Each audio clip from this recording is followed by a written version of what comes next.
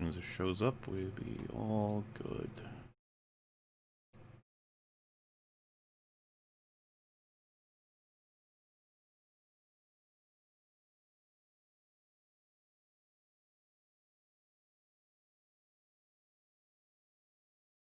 Oh yeah, there it is. Okay. Just gonna make it public, and then we'll probably wait for a bit before we start, because let some people pour in. Have a look, see, Pour have a in. chat. Oh, what a wonderful world that is that has the boys as a part of it. Oh, it's so great. It's great. And anyone who thinks otherwise is being very rude. They just want to hate. They just want to hate things. Why can't they just enjoy it? Ruining fun. Why can't they just like it? It's just so simple. Here we are, though. A little bit of an impromptu sort of thing that we've been planning. So, I mean, was it really a shock that the last episode was Tizame? no, it wasn't. I would be shocked if it wasn't. Yeah. Was it better or worse than you thought it would be? That's about what I expected, honestly, all things considered. I'm not surprised by it. I think it was a little worse than I was expecting. Yeah. Didn't really give us any answers on anything, and everything got tied up incredibly neatly. Yeah, it was frustratingly neatly. Like we're just back at square one, sort of, for the most part. They really, I don't know, I feel like the writers just sort of wanted to get back to that point where things were quote unquote cleaner. It gives you like a clean slate to begin the next season. Yeah, instead of having to worry about, all the things that they wrote for themselves. It's just like, I mean, if you're gonna write that stuff, I mean, all right, sure, I guess that's that. See, because we it's yeah. So for anybody listening, I imagine because this is quite soon after the episode's even available, but just having a chat about it. Gonna go through it event by event, probably. Yeah, what's this called? We talk about the boys say, okay, good. So the spoiler aspect is implied by the title. Good. Yes. Just wanted to be really clear. If you were worried about that sort of thing, if you're worried about spoilers, this is definitely not the place to be. Then again, I'm not gonna feel too bad about spoiling this show for you, if I'm gonna be honest.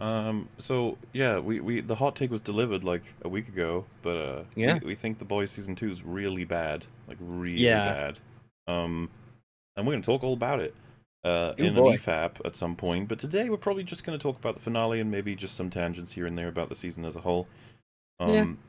It's just coasting through being criticized en masse by the subject matter alone. Superheroes doing naughty things. Isn't that cool, everyone? Hey, wow, Butcher what an dresses interesting premise. all in black. He has a fucking badass like way of speaking, and he's proper English, and he fucking has a shotgun or an AR-15 in some cases. His name's cool. Butcher. Whoa.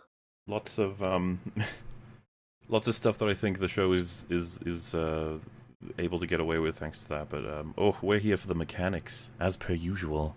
Yeah, an ideas are cheap. Execution, that's everything. That's where the real talent comes in, making it all come together. So it seems like the conflict with the Seven is over. Yeah, kind of. Yeah. What even was the conflict with the Seven at this point? Like, are we talking about like right now? None. It's just they're all just sort of, with the exception of the Deep being replaced by. Well, we still have Black Noir, who's out of the picture for now, and he'll come back when it's appropriate for the story. They made sure to. They did that with him and Stormfront. You can tell they're not committed to getting rid of Stormfront. They might bring her back as a robot or some shit. She'll have robotic arms and a robotic eye. Maybe she's got super healing and it takes a long time for her to heal, or they're gonna pull some other power out of their butt. But she's out of the picture for now, at least in an action role. You've got the same thing with Black Noir. They were very specific not to really give a timeline on his arrival. So he'll be back whenever he needs to be back. You have, let's see, Maeve is back. Starlight's back. The Deep isn't, though. A-Train is back. So I guess we did all that and we never got anything with the Deep. They did all that, and the Deep, the whole season was comic relief. That's all he was. And it wasn't funny either. Well, I didn't find it funny, yeah. So it's pretty amazing. The only thing I laughed at was when the kid said cunt. People have been referring to that as an arc, by the way, with the Deep. What's the arc? I don't know. I don't know what the arc is. If someone out there knows the arc, let me know. Because what the Deep's arc is. I feel like it's pretty unusual to call that an arc. It's more so he's just trying to get back in the 7. It's not really working out. That's about it. Yeah. Don't know what the arc is. He's like everything exactly that the same character. Because I thought that they were doing a joke with not developing him, as in like he's self-conscious about his gills in the season, and then he's finally gotten over it, and then Homelander says they're disgusting, hide them, and he's like, oh yeah. So I don't know if we're gonna get Patton Oswalt gills in season 3. God, who knows? I don't know. That whole part was super weird too. The drug stuff that he does, because it's just exposition. It was all it was. It was just how do we have a slightly humorous scene where we just explain everything overtly, and there you go. Yeah, nice and easy. And it didn't take, obviously, and then it's just like the collective become pretty clear in terms of, look, we're here to try and fix your image and then get you back into Vought, and through that get good graces with Vought in the hopes of benefiting from that. Then, of course, the collective turn out to almost, they're screwed from the inside by A-Train, and then they're like, wait, we can take advantage of this with people, the girl who's rising in Congress. If we can get her on our team, maybe she'll be able to get us tax cuts for being a religion. That seems to be the collective guy's plotline for the season. That was his goal. Kind of weird. I feel like with the Deep, like I thought they were going somewhere with them. You know, I get my mistake, I guess, for thinking that. My expectations were subverted in that regard. Well, he's like on the steps of becoming one of the 7. Then they're like, "Oh no, I don't." Well, no, it's actually A-Train. Which doesn't make sense because he was booted out of the 7 for not being able to run because of his heart condition. That was the reason. You can't. I guess he wasn't in the top 20. So Homelander booted him out. What's Homelander going to care about if he's made a deal with some people? I guess the whole thing was he wasn't fast enough, so they could have had some of the other people take his place. It didn't have to be him, especially they know that he's like murdering people and he's a crazy, horrible guy. But like, what about his heart? He just says like he's fine now. Yeah, like, I'm okay. We didn't do anything with that. I thought A-Train's fucking confusing, man. Throughout this whole season, A-Train isn't really a character, he's just a plot device. He really is. Yeah, without going... Maeve turns into that, too. Yeah, it's a pity that they've all kind of been left alone. But yeah, well, I guess we'll try and go chronological. If you remember, I'll essentially just try and remind as we go, but they open up on the school shooting PSA thing. Yeah. Which is weird. It's like, are they children that are using their superpowers in schools to kill other children now? No, I think it's just if a super terrorist attacks a school, it's like the whole, duck and cover thing from I thought they were trying to compare it to school shooters. I guess maybe. I thought it was just supposed to be like a... So if it is just someone with superpowers attacks a school and this is what you should do, it's just like, damn, I feel like we really haven't been shown that like it's happening enough that they have to make these PSAs. Yeah, I don't know where, because you had the Senate hearing or the courthouse thing, but other than that, like I don't know if it's happening enough, because they allude to it like happening overseas and everything, and then they have the worry about them getting into the US through the borders and stuff. Yeah. I'm trying to think of what would actually compel that kind of thing to happen. I mean, I don't know. I guess it was supposed to be just some. I guess they intended it to just be a little bit of world building about. Oh, I'm assuming they What wanted they it to do. come across as satire. I know the show thinks it's absurd for a teacher to have a gun.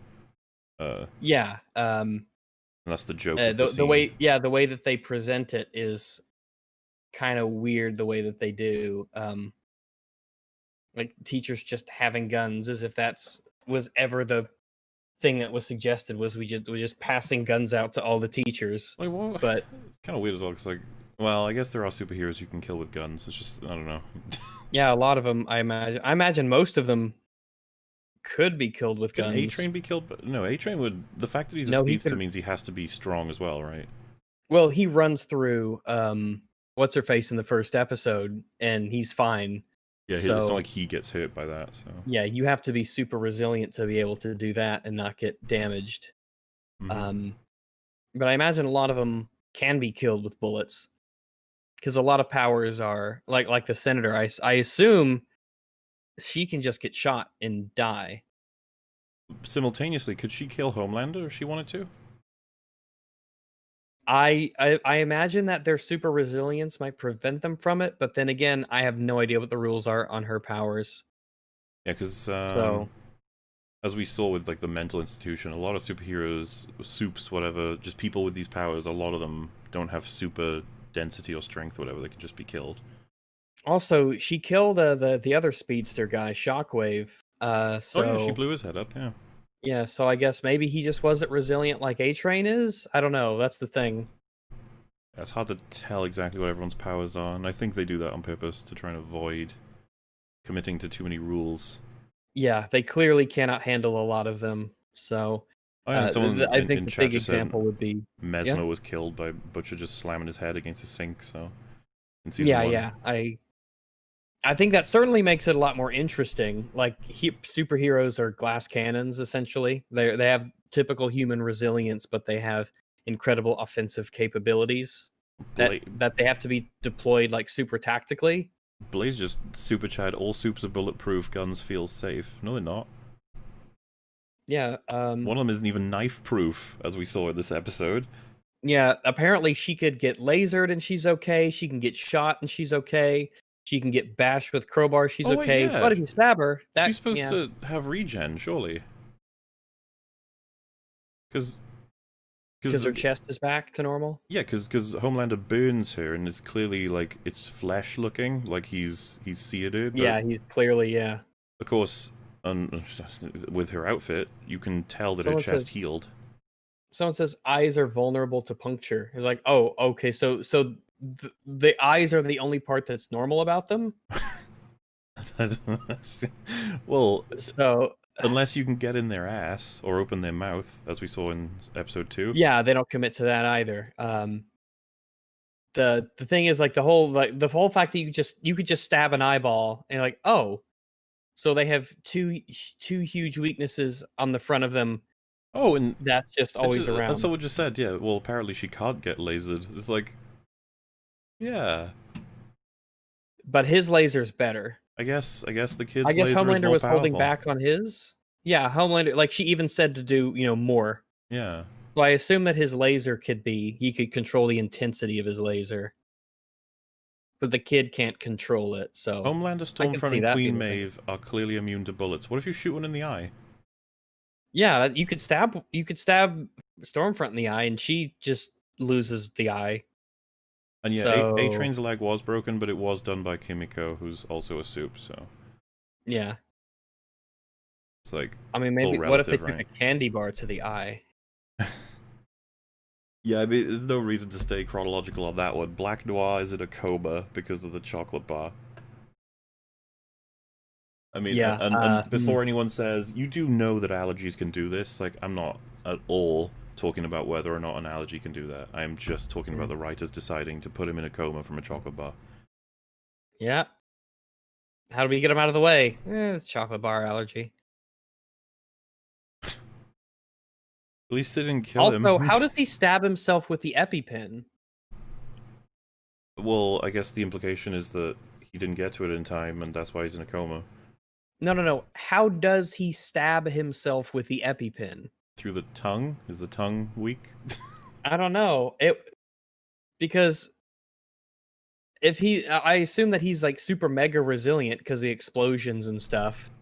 So I don't know. I don't know how maybe he can stab himself in the eye. I don't know. I don't even know. Don't even know where he was going to stab himself. It's all so absurd and hard to keep track of, and that's why when fights break out, you just sort of waited for the show to tell you what happened, because it's just like, nothing I can really think about. So yeah, the drama to start with is that Vought are the military want to take Compound V off Vought and start giving it to everyone in the army. That's what we hear, right? Yeah, He's so gonna bypass the FDA and authorize Compound V for use by law enforcement and first responders. yeah, this idea. So what happened as a result of the end of the first season, where they got out all of the information about Vought dispensing Compound V and making all the superheroes and villains. all the supervillains getting it? Like, what was the result of that? What happened as a result?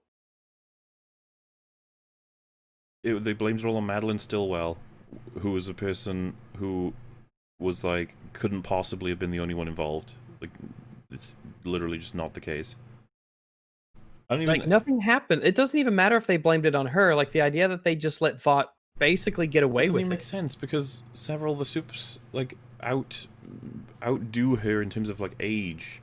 Or at least, the idea that she was behind it all doesn't even make sense, because she didn't come before Vought, if you know what I mean. So it had to be tied to someone who, like, before she was alive, this shit was happening. So it's just like, oh, Madeline Stillwell, she's the one who did it, boo her, and then it's all over, like, Vaught's fine. It's like, oh, okay. Yeah, Vought is just fine after all of that stuff. Vaught's just fine. And this whole season has an issue with Vought just sort of being Schrodinger's evil corporation, where they don't care about stuff when the show just doesn't want them to, and they're not around when someone doesn't want them to be. It's very much, it's like, it's kind of like the extent of Homelander's powers. Like, whenever they need to be there, they're there. Whenever they don't need to be there, we just forget about them. No worries. In this episode specifically, they seem to have remembered that Vought exists, which is nice. Because they certainly have been oddly absent from this season, considering how much focus and attention they get in the first season. Someone said Homelander his eyes would be immune because he's said to have survived even the strongest nukes made by man. Like, I don't think that's in the show at all, but even if it were, how embarrassing that he got knocked out by a bus. Yeah, the whole bus thing. Not to mention the fact that a guy, he telekinetically pulled a bus through the ground down into the sewer. I guess he knew that there was a bus up there. And I guess Homelander didn't have the reflexes to move out of the way. Also, being hit by a bus that's not really moving that fast apparently knocks out Homelander for long enough for our heroes to escape. Yeah, that's shitty episode 3, I think, so... Yeah, we'll get there at some point. But yeah, the funny part to me is just that we're apparently being told the government's gonna, like, seize Compound V from Vought, I suppose, and just give it to... And you'd think maybe if they're gonna specify, like, experimenting it on soldiers would be one thing, but they've said they're just gonna provide it to the military and first responders. I just find that absurd. It's like, what do you mean? First responders. We already know that Compound V being given to certain people can kill them. So, like, what? Well, yeah, the whole point of that hospital is how do we test a way to give Compound V to adults? That's the whole point of that facility. Like, did they already forget about that? He says doves are going in for 5 million a pop. What does that mean? Is Dove the, like, top secret name for Compound V? I assume they mean Compound V. By that. Yeah. Oh, sorry, not doves, doses. Because they were going to do a top secret title for it. I guess they never got around to it. Well, because obviously it came out, they don't need a top secret name for it. One dose, 5 million? Damn. Cheap. And yeah, the Pentagon and ICE are both mass ordering it, apparently. I don't even... Yeah, they say we can't put Compound V into the mainstream. It'll be an avalanche of soups. It's suicide. And it's just like... Because it obviously will be. Yeah, like, what chaos is this? Yeah, like, I guess the whole idea is that they just sell it to everyone and anyone could become a soup now, if they're given it, and so... Okay. His response is that after the Washington attack, the best way to keep America safe is going to be to do that. To just start passing out superheroes to people. Okay. Like, that's just absurd. And, yeah, they try to tell him that it's obviously Vought is behind it. And then he's like, but Vaught's guys died too. And then she's like, to make it look like it's not them? Which, of course, before we understand in the finale that she's the one who's blowing up heads for whatever reason. In this moment, you would probably believe that Vought is doing it if it leads to something Vought would want. Yeah. But I don't understand how this benefits Vought to have Vought become... I guess they get lots of money through selling Compound V, but shockingly, how could this... shockingly, they are allowed to still operate as a company. Yes. But like, well, this is the thing. How are they not seized, like, by the military? Yeah, I don't know. Way? They just aren't.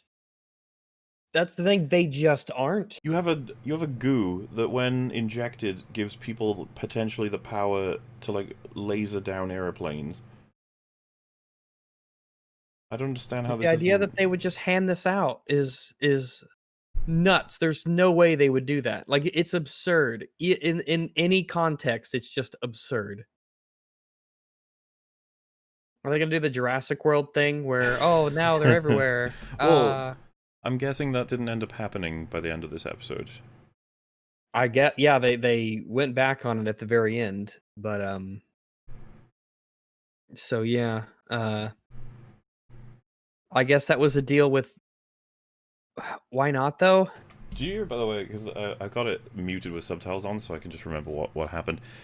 He's like, what are you gonna do, threaten to release a video of me, like, fucking somebody at some place? And he's like, go ahead, I'll have this job in my rear view and I'll get a comfy job at Fox. It sounds dreamy. Like, damn, they just keep throwing punches out. They can't help themselves. Yeah. They cannot help themselves. So, yeah, I just find it all absurd that they're just gonna drop Compound V into the mainstream, apparently. Like...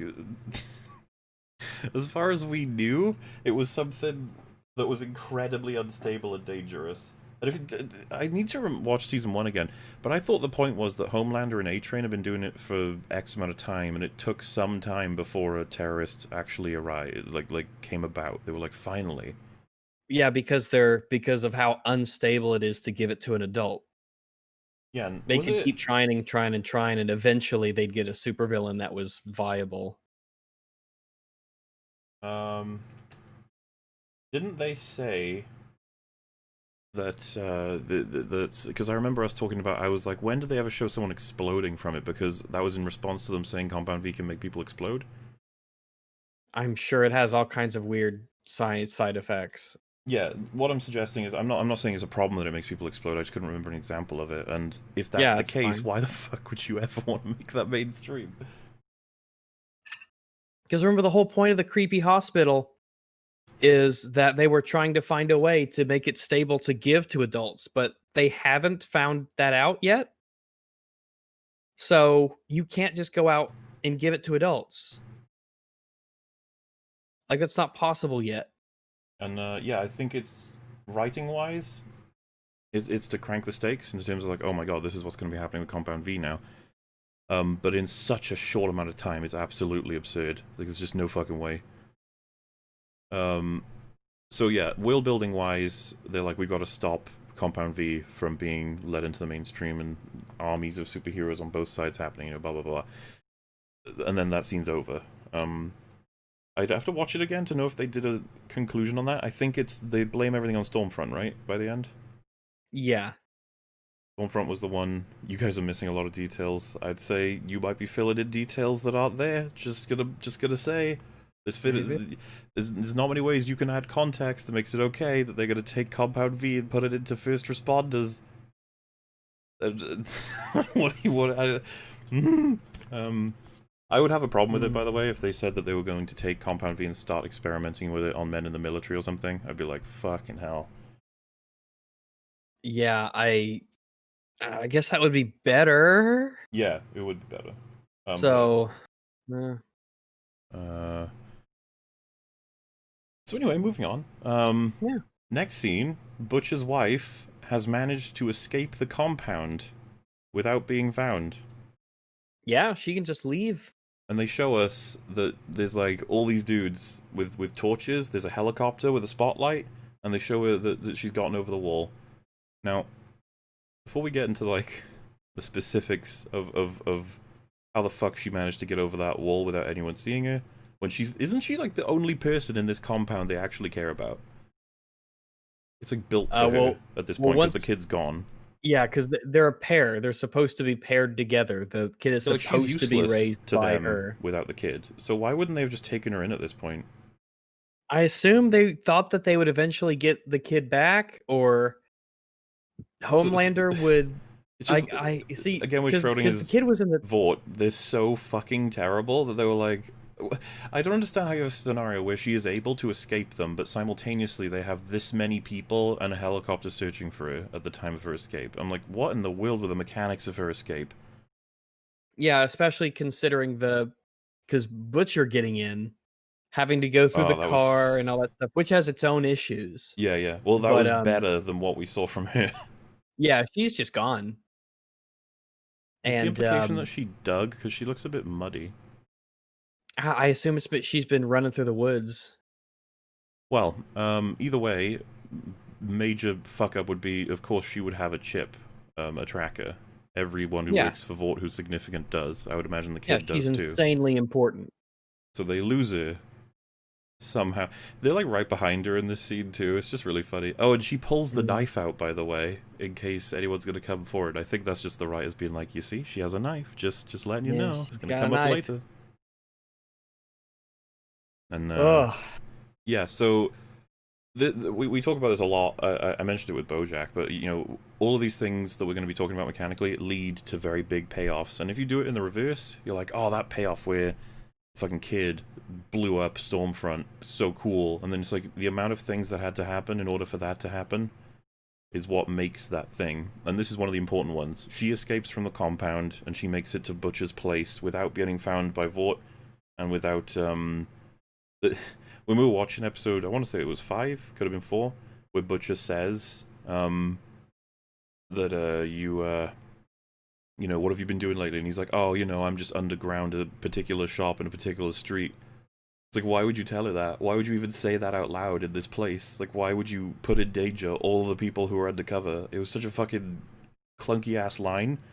And it turns out he did it because she needed to know that address. When she escapes, she runs straight there. Yep, there you go. And now they're all together. Hooray. And you got Starlight is telling her mum, they're like, oh, you gotta be careful, only use cash, and blah blah blah blah, because of course her mum is a Goodman, despite what happened in season 1, and despite her having essentially got her caught in the previous episode, which led to Lamplighter's death. Because that was what the show wanted. Yeah, I assume it's a like her little redemption sort of thingy she's got going. Yeah, I think so. Yeah. I'm willing to just sort of be like, fine, yeah. She says, stay off the radar, basically, but go. Yeah, and then what was funny is I'm trying to get this so I can get the particular lines because I just found them funny. There's like shouting happening above the secret place, and Butcher's like, huh? And it's like some lady is like wants to find you or something, and then he's like, oh, and he just goes up there. This whole season has pretended that they're not wanted men. Oh yeah, they play extreme. Like it's not just with them; it's just everybody. I mean, you look how sloppy they were with Starlight's tracker. Kind of nuts. But they just walk around. Everyone just walks around in public often. You know when they're lighting up how they're gonna kill the Supes, by the way, because that's the scene before the one I kind of jumped to there. They got the RPG with like the weird electricity shit for Stormfront. I'm willing to let that one go. It's like, okay. Okay. For A-Train, they're gonna have a shot of epinephrine, and it's gonna blow his heart. That's their plan. Yeah, the delivery system. Don't think about it. Yeah, I'm just like, yeah, he's gonna run circles around. How he's Yeah, he's gonna pull. He's just gonna yank it out of your hand before you have time to react. They treat it as though it's just so casual, and this scene doesn't address Homelander. Turns out, because we've seen the episode now, the plan is to annoy him with a sound, and then hope that just buys them enough time. That's the Which, plan shockingly, it does. And to be fair, you could have a plan for every single Supe in the fucking universe, or, well, world. If you don't have one for Homelander, the plan is worthless. Like, I don't even care if you can kill all of them except him. He's the one you gotta sort out. So, yeah, they're just like, yeah, we got a plan for each of them, sort of. They don't even account for... They got a plan for Black Noir, by the way. They point out the allergy. They're like, that's how we'll deal with him. As if just grabbing him and taking his mask off and forcing a chocolate bar down his throat is something that we can commonly do. Well, you could get a gas version of it. Oh, yeah, I mean, but they don't. But they don't. It's just sort of a... Because in the first episodes of the first season, it's setting up the idea that they're going after superheroes, and so they have to come up with these plans and these creative methods to kill them that's based on their weaknesses. And we never really get any of that for the rest of the show. Yeah, so frustrating.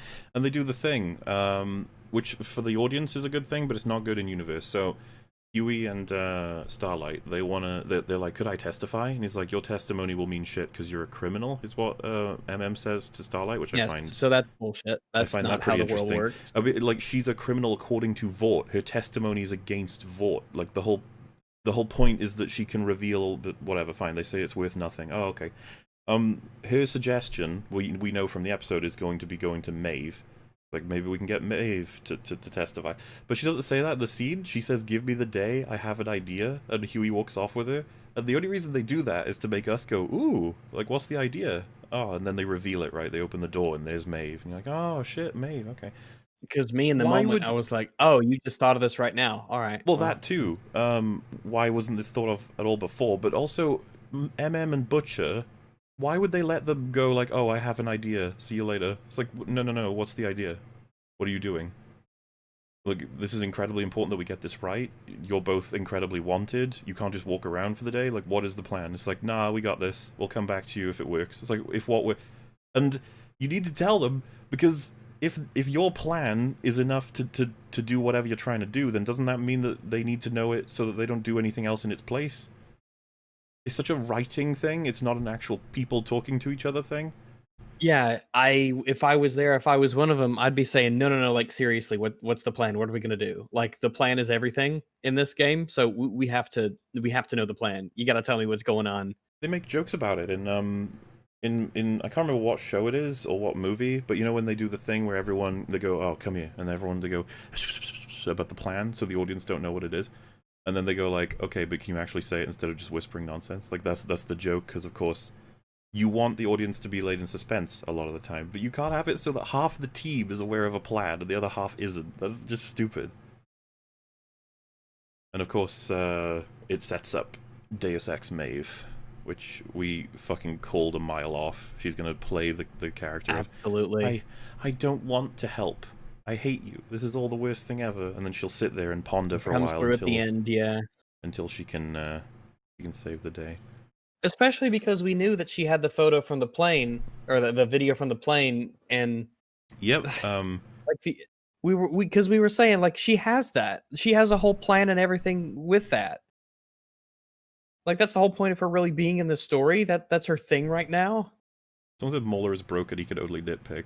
Hey man, what is all the stuff you don't like, it's fine. What is all the stuff you like, you don't like it, huh? Yeah, if you think this stuff is nitpicks, like, oh man. Ugh. I'd be curious what's left once we talk through all this.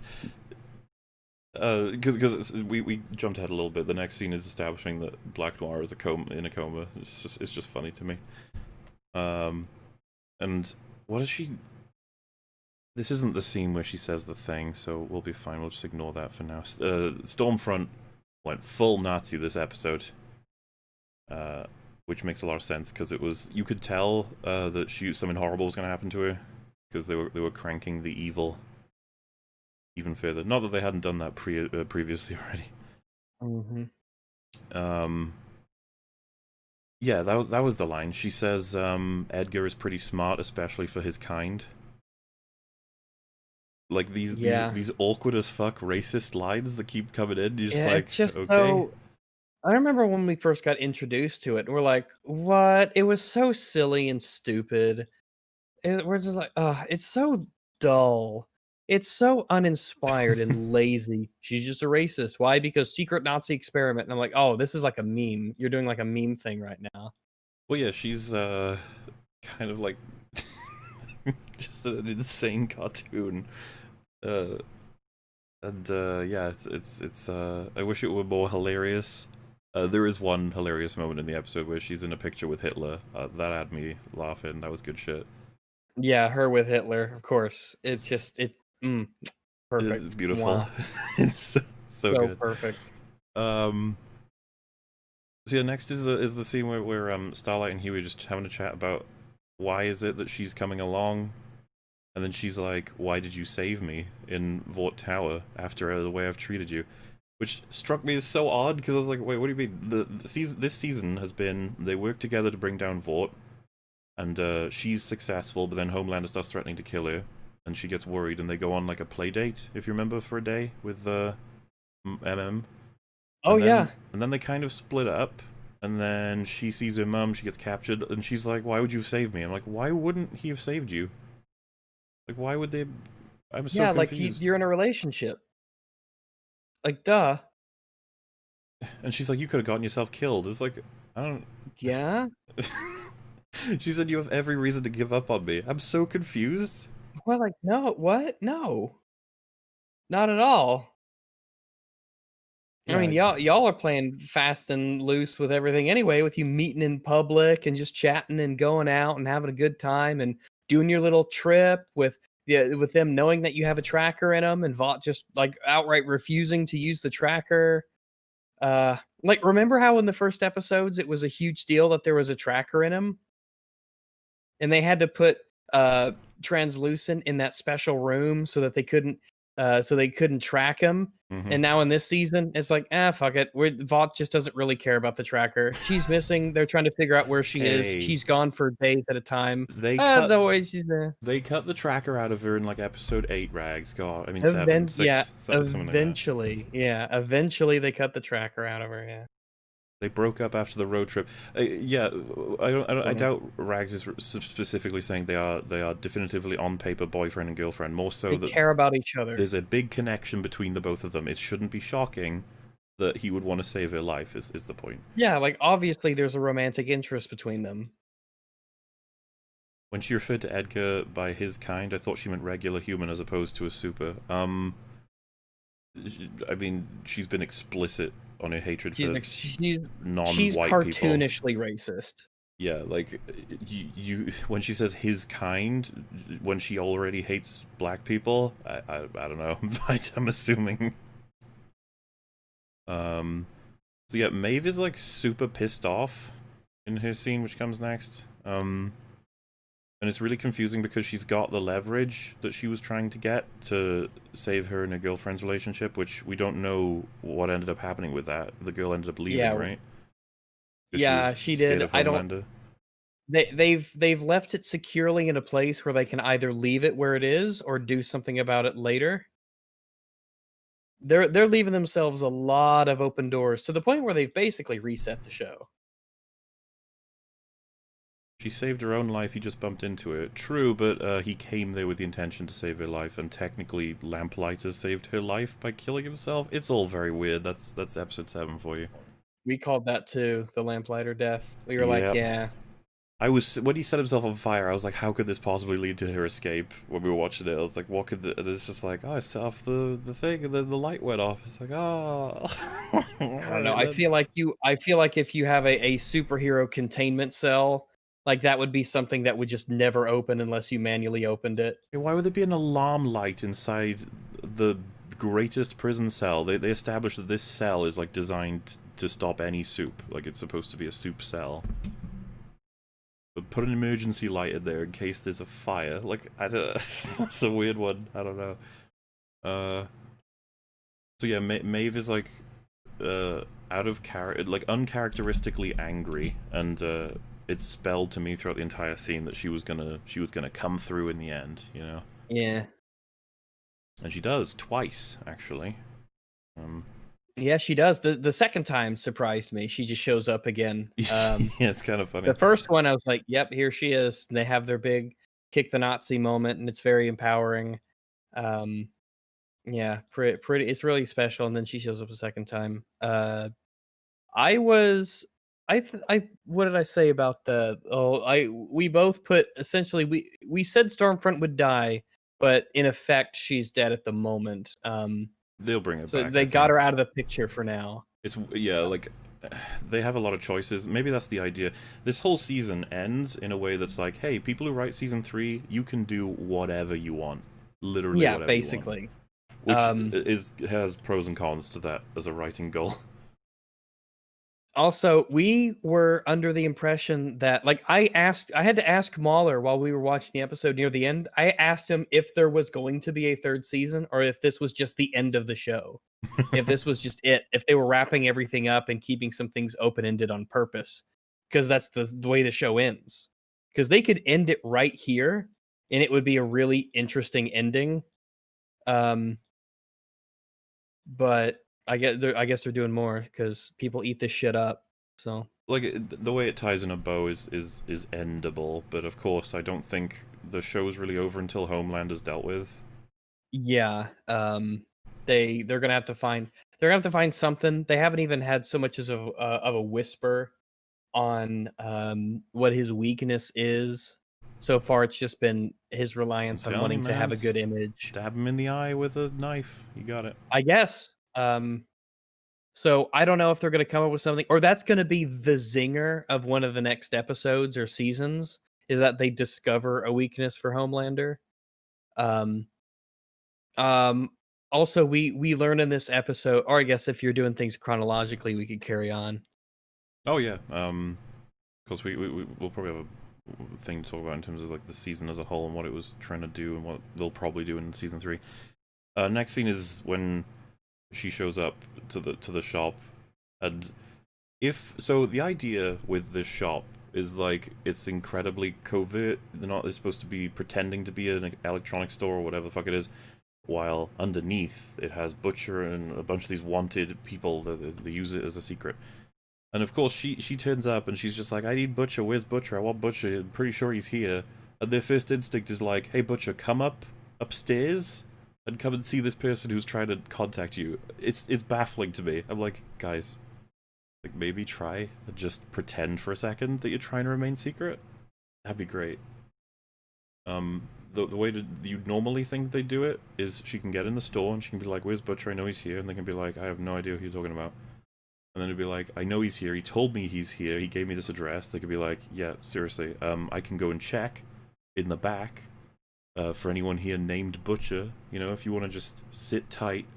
And then they're like, holy shit, you might be compromised. But no, they're just like, hey Butcher, go check, there's some girl calling your name upstairs. It's, and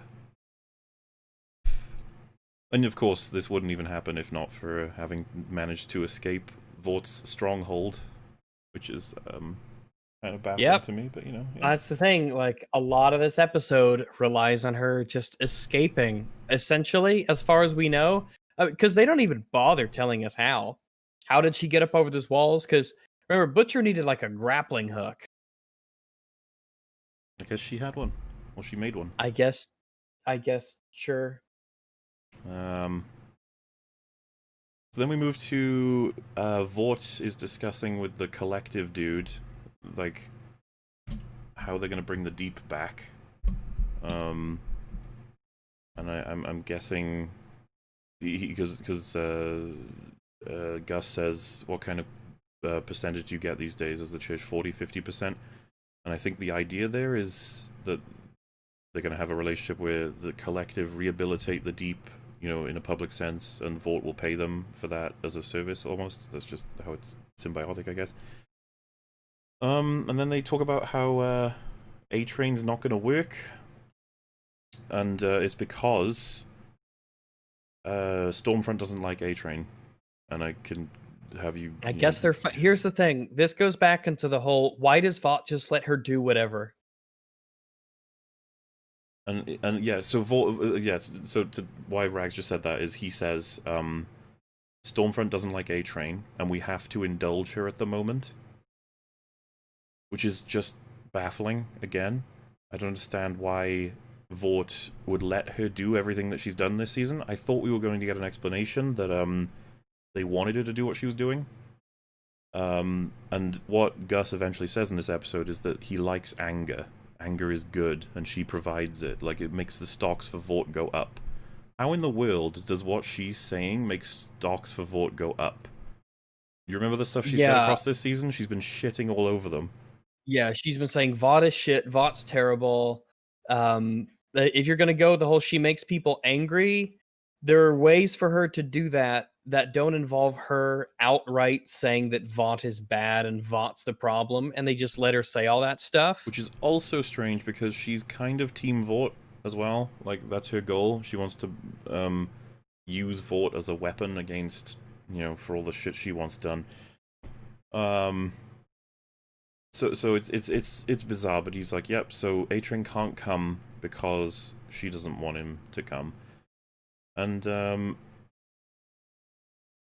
Gus says she was among your grandfathers, like, when the collective was started up.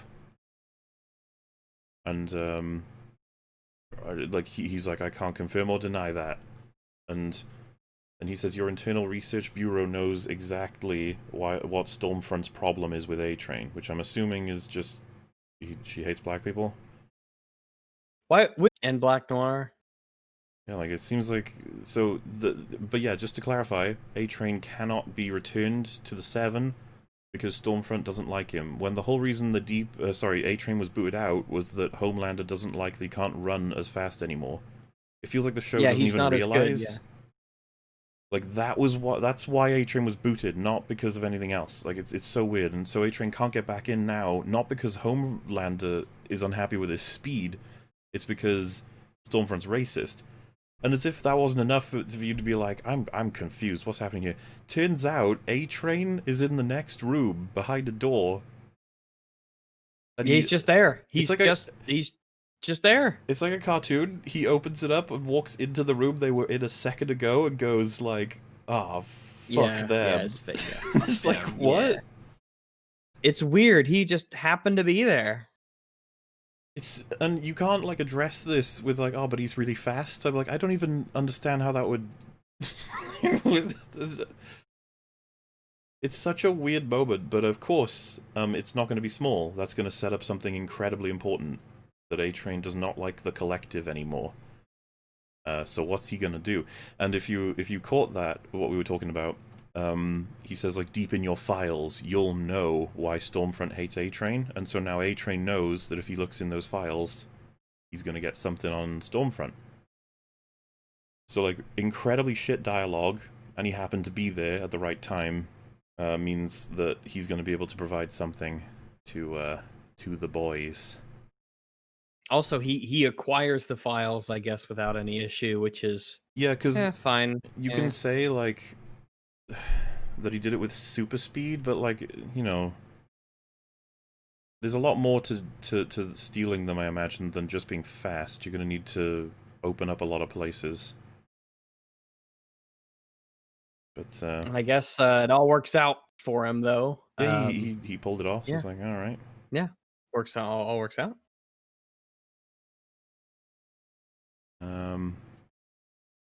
Yeah, like on a mechanical level, it just means that he would have known to eavesdrop on them, and he would have done it in such a way that they wouldn't have known he was where he was. It's just weird, and it just seems like the show portrays as just like, oh shit, they said that in front of him. What a mistake. Like, yeah, I guess so. Yeah, I guess he was just in that room behind the door. It's also interesting that sort of so many characters throughout this whole season discuss incredibly sensitive things in the open. Yeah, that's because it's like that's the running theme of season 2. People just being people who are either wanted, people who should be hiding, are just out and about. They're taking walks in the park. They're on the sidewalk in the middle of a busy city. They're just hanging around. Someone said you see A-Train speed by in the beginning of the scene. That's not an issue to me at all. Like, whether or not he gets there by being fast. It's more so he knew where to be and when, and they didn't care about the potential of eavesdropping. The fact that he could get in there is like, fine, because he's really fast. Oh yeah, I believe he could whenever he get in runs there, past yeah. somebody, it always makes the sound. So you'd think they'd be like, oh shit. But yeah, they have all these conversations very arbitrarily. And it always comes to bite them in the ass. Well, depends on if the show wants it to. So then, yeah, then there's the scene of Butch has to promise that he's gonna look after the kid. Because of course he hates soups with a hardcore vengeance. I thought they were going for the whole this is the kid that changes his mind on it, and well, they got the dad thing going, right, where he doesn't want to bring up the kid, he doesn't want anything to do with the kid because he'll spread his badness to the kid. Yeah. He doesn't want to become like his father. And so he wants to make a deal with Edgar, and so gets in contact through, you know, whoever, and they're gonna have a meeting. Meanwhile, the kid is having some trouble. He's missing his mum, which is something that should have been pretty clear. I still want to highlight how funny I thought it was that the square face lady is her hair's falling out this season. That's just for a gag, I guess, that her hair's falling out. I suppose, or that she was pulling it out, or that it was it's stress related. Yeah, she's really stressed out. It's just like, all right. Not sure. Like, she got herself quite a decent chunk of screen time for someone who's like, I'm not sure what they're up to with her. Just outside of showing someone getting stressed. It's like, okay. The only thing that I could think of any note with her would be when Maeve's in bed and she walks in on her, and Maeve just said, like, act human for once. Yeah, that was like that's like the only thing that's even noteworthy about her this whole season was that one thing. But so far they haven't done anything with it, so who knows what they'll do. I guess season 3 will almost be like season 2 part 2, if you know what I mean, because like there's so much that hasn't been accounted for, but also at the same time loads of stuff has been accounted for. It's really strange, because of course the lady who's been blown up heads is just this huge question mark.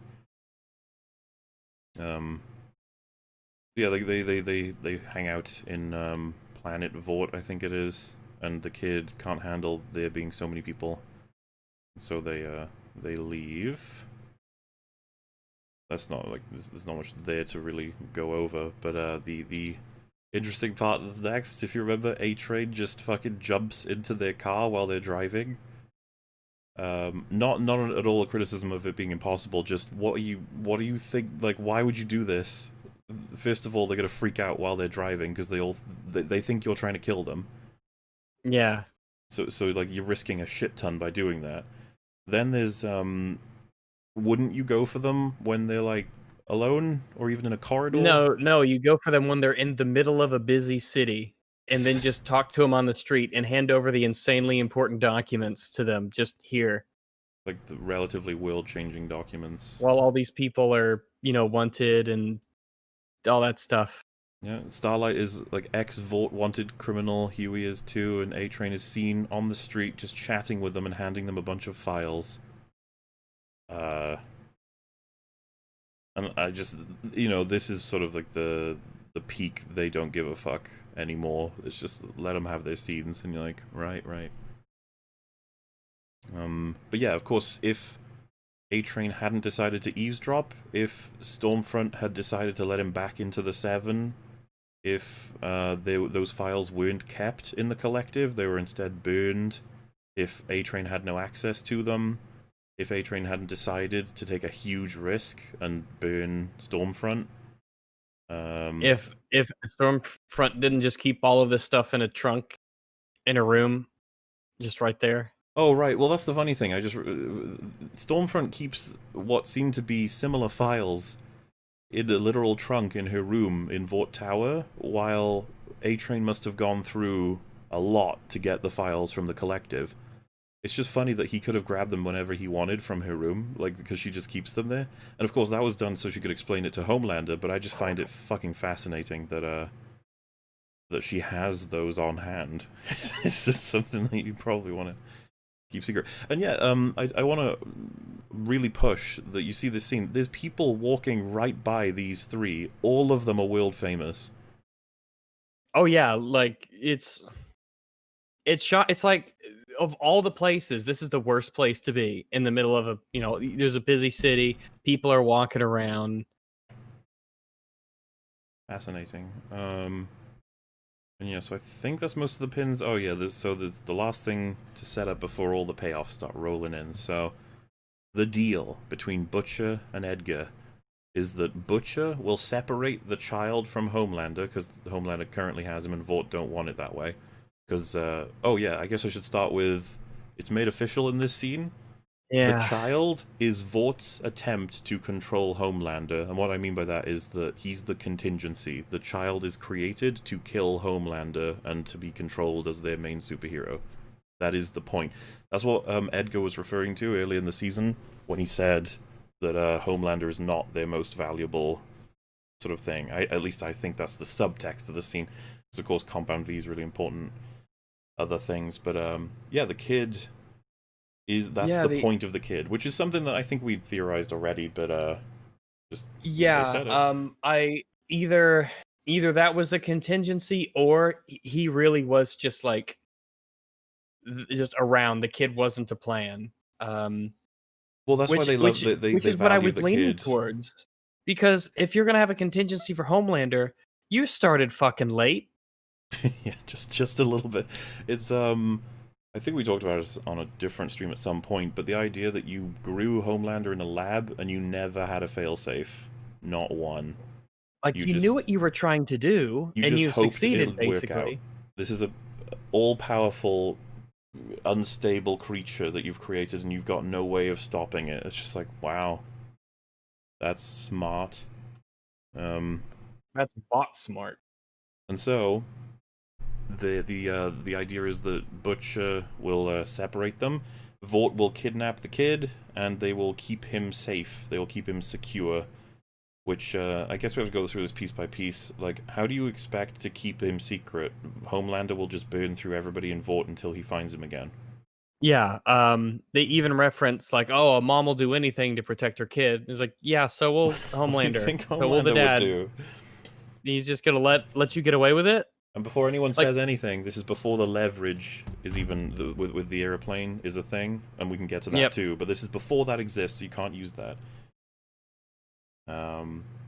So it's absurd that they think they can hide the kid and that Homelander will just be around. Butcher even says that what you need to tell the woman, the wife, is that Homelander will get to the kid if you get to the kid. And it's like, why wouldn't Homelander just kill her and Butcher at that point? Why wouldn't he torture them until they get, like, it's...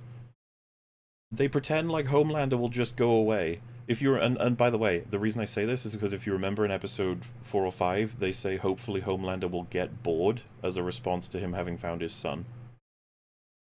That's Vaught's involvement. Hopefully he gets bored. It's just like, it's the Game of Thrones Iron Fleet just sort of, oh, I guess she just forgot, or oh yeah, but we'll just say that they think Homelander gets bored.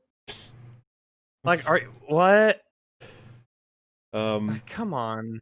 And so you're probably thinking, like, okay, so what's the rest of the plan? It's like Butcher wants the wife back and to live happily ever after. And he thinks that after having made this deal with Vought that she would want to be with him? Yeah, because remember, last time they... the idea that she would just let go of Ryan is, like, obviously not. Butcher's, like, shocked to discover... Well, not really shocked. When he explains that he made the deal, she's, like, really pissed at him. It's like, yeah, because like she loves the sun. Like, did you not think about that? I guess not. Chat is saying Black Noir is a failsafe. Black Noir is not looking to be the comic version, which is um the I don't think you're gonna mind, but I don't mind. Black Noir is a clone of Homelander in the comics, and he ends up killing Homelander in the comics. Hmm. So whatever they're doing with the show, it doesn't look like he's a clone. Let's just say that. I mean, because he did have that fucked up face. Well, I thought it was scarred, but he was also black, like very clearly black. I don't know if they're gonna Yeah, but go. he had something going on. Like either he's a goofy looking Snoke clone looking thing. Um, but I don't know. I don't really know what they're gonna do here. Yeah. Um, it's not impossible, but they're not accounting. Their most valuable thing is the kid, and they're not rolling out Black Noir now. And obviously, I'm referring to prior to him being in a coma. It speaks to me that the show isn't planning that yet, or at least it doesn't know it's that plan yet. I'd say that's going to be a problem if they end up doing it, though. Yeah, and I don't know if the guy that's supposed to kill Homelander is taken out by Almond Joy. I Well, don't but think. see, that's actually something I think would make sense to put in Homelander, an Almond Yeah, Joy, like, because it's like, oh, you can actually kill him whenever you want, yeah. This and nobody would know extremely. it. Yeah, like he's not gonna bump into it like in his job or anything. It's a very specific thing, but you have to know to apply that to him. It's And I like would, what I was saying during the episode, like the idea that they created Homelander without his weakness being some like specific chemical or something like that he's super weak to is insane. That they didn't do that. and I would say, you wouldn't have to make it literally Almond Joy. You can make it like something very, very specific, and you'd think they would do that because they have full control. He's like a test tube baby. It's weird, but yeah, the stakes are raised. Vought are like, yeah, you're gonna have to keep Homelander away for us so we can capture the kid and keep him secret. For all the reasons we just mentioned, that doesn't make sense, but they agree to it. That is the plan. And so the first question is, wait, what are you gonna do with Homelander? Like the boys? What's the plan there? And this is something that I'm gonna have to rewatch the episode for, maybe even the whole season, because I just don't really get it. They're gonna play a sound really loud or really high frequency. It's going to annoy people with good hearing, and that's the plan.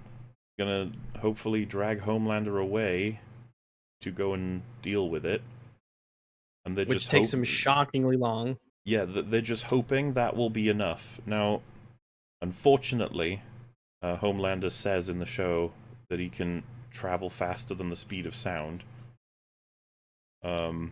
And this is like a record he set. So I don't understand what took him so long, like, and why they would expect it to work. And yeah, he is shockingly fast, and he doesn't discover this sound thing and then get back in all of the sweet time that they take getting Ryan and the mom.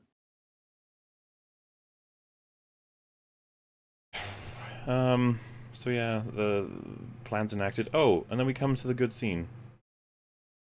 Homelander explains to his son that, like, not being as strong as you want to be compared to where you are now is normal and natural, and that this is the Homelander I've always wanted in this scene. Yeah, that scene with Homelander talking to Ryan was really good, and I liked it a bunch. It's a shame that Homelander can't be taken seriously as a character anymore. And yeah, because I think my dream version of Homelander is essentially pride is his major sin. He's incredibly intelligent. He's hyper aware of how to operate in real life to get what he wants, but he doesn't actually care about anyone but himself. And then the interesting thing is to give him a son and see how he behaves with him. And that scene was how I would like to see him behave. But then you get that, like, comparatively, who is Homelander in this show? It's that last scene you get with him in this episode where he's, like, wanking on a city. while saying it's like, I can do whatever I want. I could do whatever I want. It's like, oh man. except the last time we saw you in a scene, you couldn't. I guess next to last. Yeah, like someone has leverage over you and you can't do whatever you want. It's just it's one of those things. The show seems really juvenile, Yeah. and that's the kind of thing that makes me just kind of roll my eyes. And yeah, scenes like that kind of annoy me because it's just like, oh man, they could have done it. They just didn't.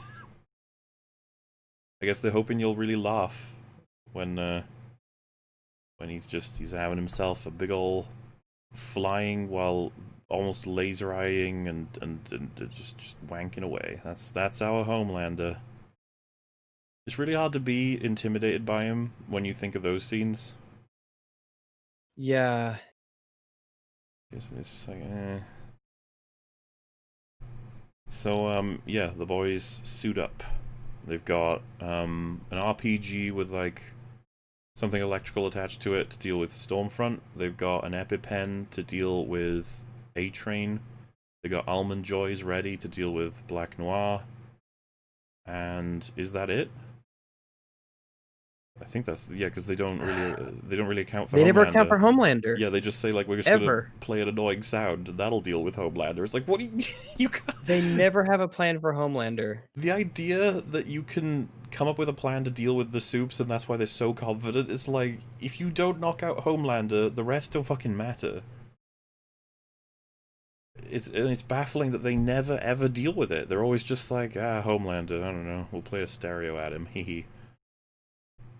And yeah, of course, this eventually starts a problem for them. Small scene is that they're trying to get the Homelander's trying to get his son to laser a little doll as like a figurine as like a little test. I guess it's kind of funny. I think the doll is the Deep. Yeah, that's what I was thinking. Oh, that's neat, I guess. But before we get to the absolute fucking cringe. They've aimed the figurine in a way that he will laser the house if he was successful. It's like it's such a small thing. We're just like, why would you be that stupid? Then again, it is Homelander, and he's kind of a dumbass. So he's trying to encourage him to do the laser, and he says, "Hey, imagine it's someone you hate," which was a bit weird. Yeah, it's odd. I don't think he'd even have anyone to hate. And I don't know if this kid would want to laser somebody, and of course, that's why it ties into the end of the episode, is he does laser it, but this is clearly not a kid that'll get encouraged by you telling him, hey, imagine you hate that person so you can kill them. It's just like, he's clearly not been brought up that way, so whatever. And then Stormfront says, there are people out there who want to kill us because of the color of our skin. It's the white genocide. I was like, wait, what? What? It's pretty easy to tell who the fucking writers are. It's such a weird moment, and Homelander winks at her after she says it. And I'm like, when did this happen? That, like, is Homelander on the team that, yeah, those people that come in to kill white people? Like, what? It's, this thing we like to call allegory. In this world. Stormfront was supposed to be something like that, but the line between text and subtext got blown apart pretty quickly. And with that line and other ones, it is fucking awkward to watch this show. You just sort of sit there like, ooh. I don't know what else to say. Yeah, this season, far more than the last one, but this season was very explicit in who they're gunning for and the kind of talking points they go through and who they're aiming to please. You could tell who wrote this show. So then we have the photos are released of her being with Hitler, and they call them leaked images, and I'm just like, how wasn't this already like something that would have at least been theorized? Like, first of all, that she came out of nowhere. Like, it's very suspicious. I already think that people would have figured out that she was Liberty. It took us like 5 seconds after they showed us like even a clip of Liberty. The fact is, Liberty looks just like she does. Like, we didn't even see her face, and we guessed it. So it's like, how would people not have figured that out? And then they'd be like, well, this is really fucking weird. But, she was married to the CEO of Vought. Like, I don't understand how you wouldn't be like, wow, her and her, they look exactly the same. And she randomly disappears, and her history is really murky. But of course, this is a huge leak that she was in any way related to the Nazis. But they, of course, have a picture of her with Hitler, which, you know, she's done. Of course, obligatory picture with Hitler.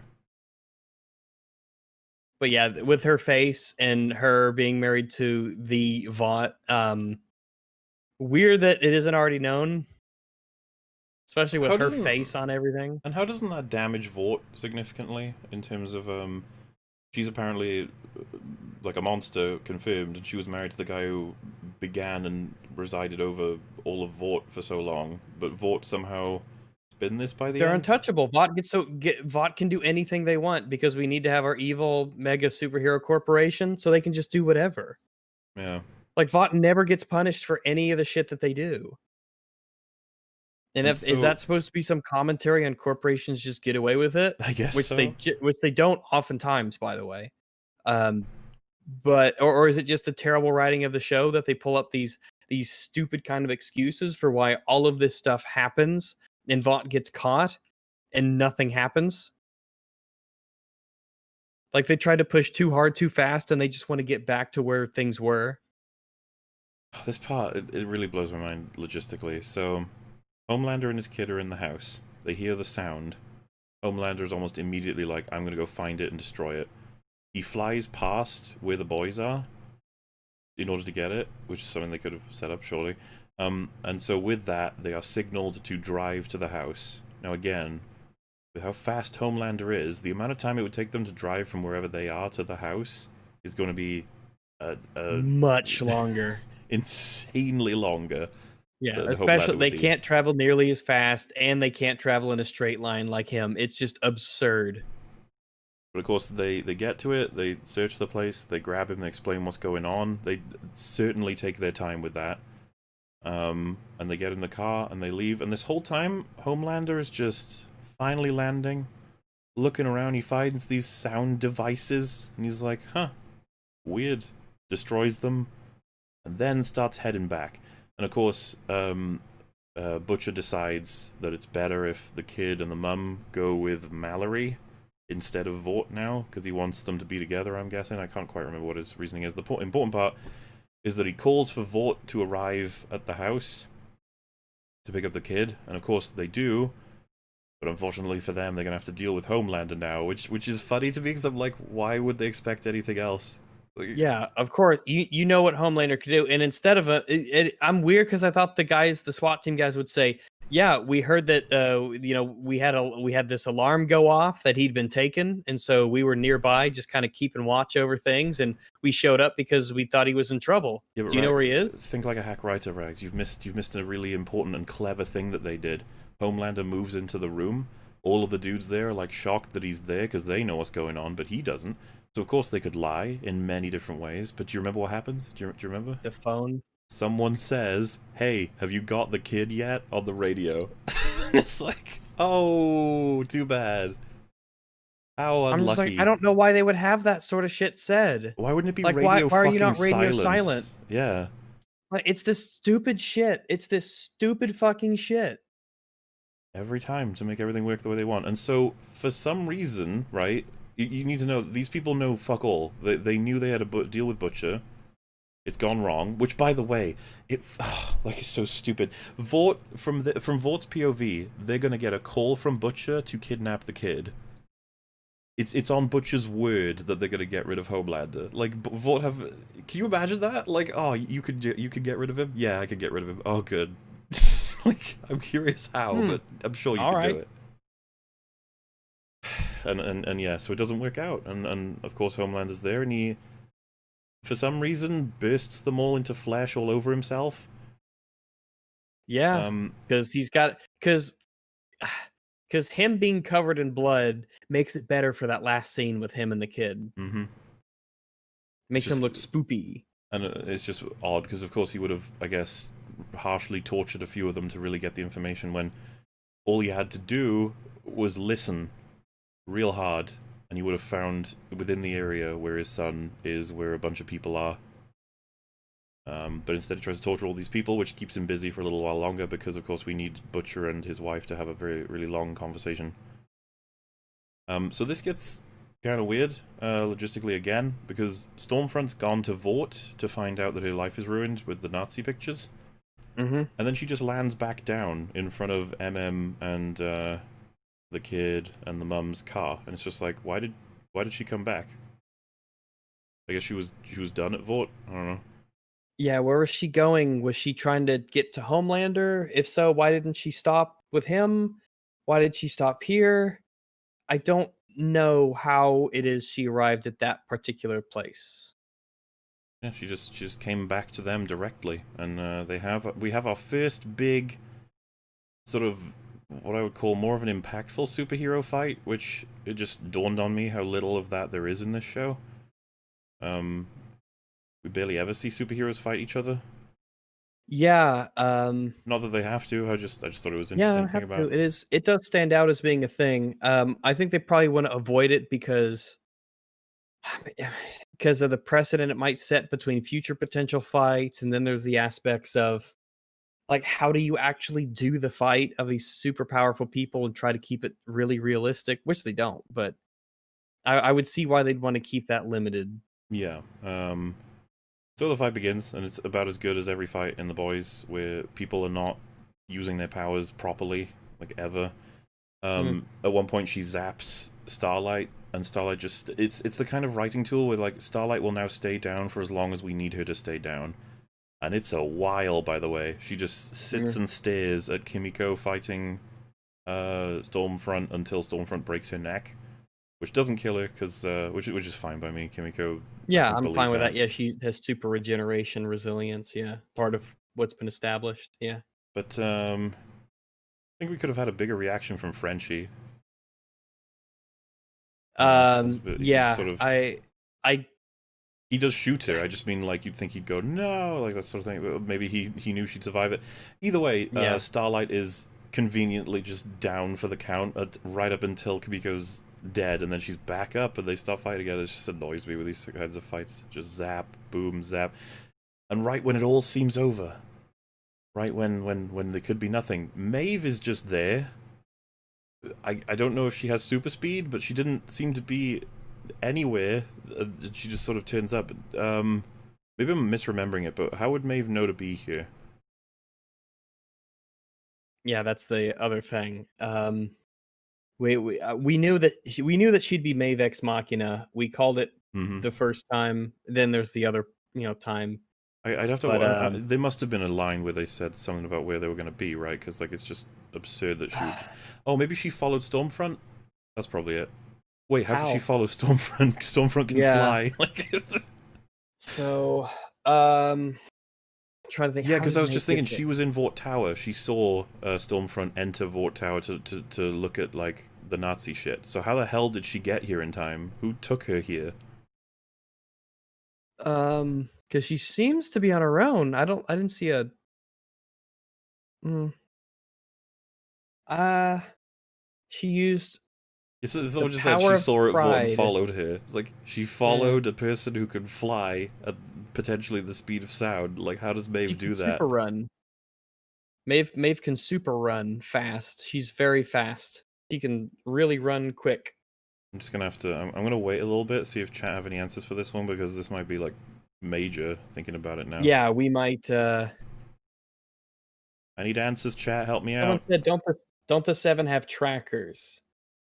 Well, but So again, she would never be able to get there in time.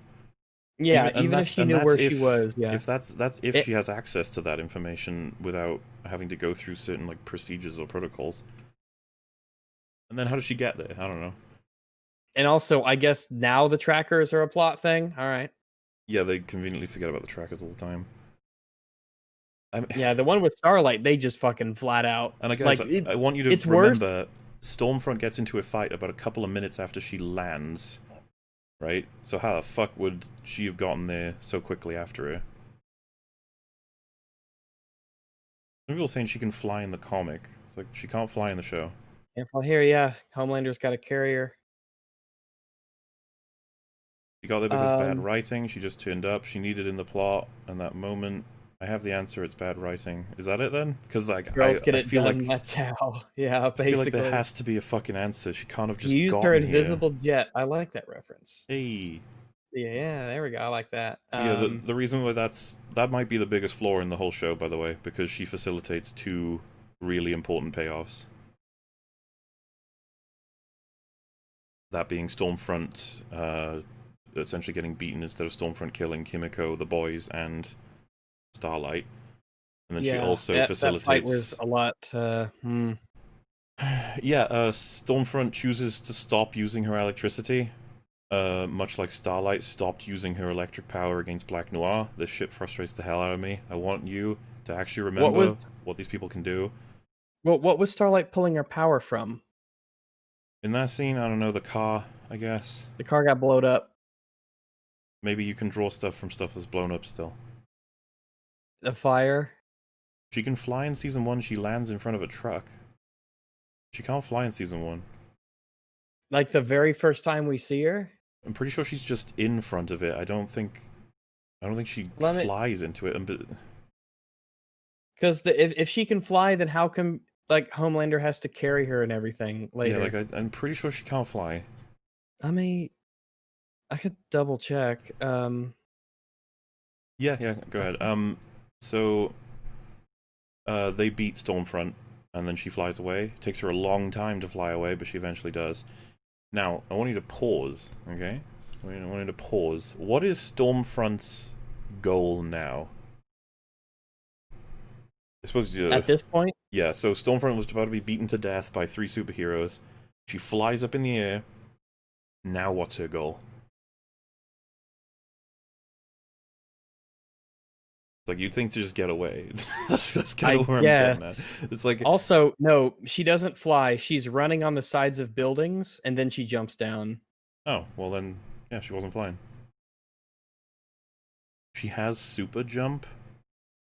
Super jumping is not going to be anywhere fucking close to flying. It's just not the same. Yeah, they show she jumps down from... I could see why you'd think it's flying, but they in a scene before this, they established that she's running along the side of a building. That isn't flying. Well, actually, she can like super jump with style, I guess. So let's see here. You have wall run. Yeah, Maeve. She jumps up onto the side of a building and then like wall runs for a moment, and then she jumps back down. So she hops. Well, I guess she can jump around. So Stormfront now decides that the main goal she has is to get the kid. Not sure why. She seemed to turn up to kill the boys, and then she was like, now that I can't kill the boys, I guess I will kidnap the kid. And she relies on the idea that the kid likes her. It's a really odd moment, because I don't know what the fuck Stormfront's up to. Like, of all the things she could intend to do. And, she's... Think of this situation. You're... A kid you've known for less than, like, a day is someone you want to kidnap. They haven't really spent... Yeah. Yeah. The kid is behind their mother, who they have made explicit they miss and love. And you are a horrible psychopathic murderer person, and you walk up to the kid with your arms stretched out saying, hey, come with me, come with me. Also, you're beaten up, you're staggered a bit. And this is after you've electrocuted their dad, by the way. She just flew up and found him. She just found him. Alright, that's fair enough. Super hearing, matches maybe. The rest of the show. Yeah. And then she gets stabbed in the eye. Yeah, she just gets stabbed in the eye. Just like that. Apparently that's... Yeah. Yeah, I feel like that's something you want to avoid, because it's just like, damn. Also, this will be amusing.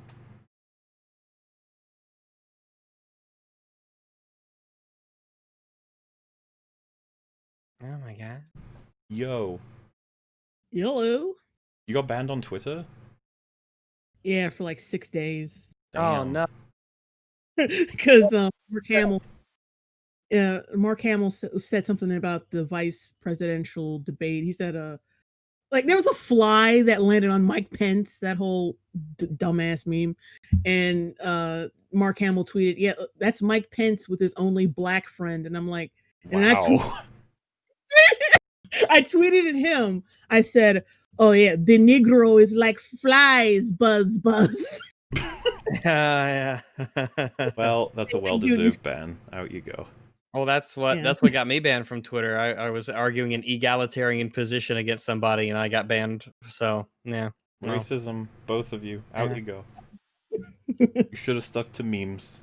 So you just finished watching the finale, right? Yeah. What'd you think? It was okay. We've been ripping it to shreds. I mean, like the thing with like Becca and Butcher, how Butcher was like, "All right, come with me," and then Becca was like, "No, I want to stay here." And as soon as Becca needs him for something, she flips the script and is like, "No, come with us, like be with me. Don't." People's motivations just change for the sake of the plot. I didn't like that. I mean, we're going chronologically right now. We're almost to the end, so yeah, we'll probably just talk about these last few scenes a bit more and jump in as you want, and then we can just talk about the season for a bit if you want.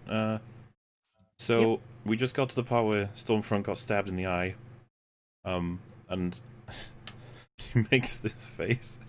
You know, I want this to be in my thumbnail. I think for something in the future. Just look at that face. She looks like an old pirate. Old angry pirate.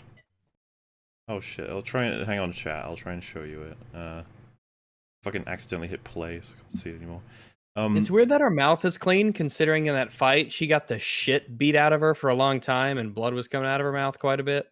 It's like a continuity thing as well, because yeah, she was definitely bleeding out of her mouth at one point. But that, you know, whatever, I guess. There it is. She's looking annoyed.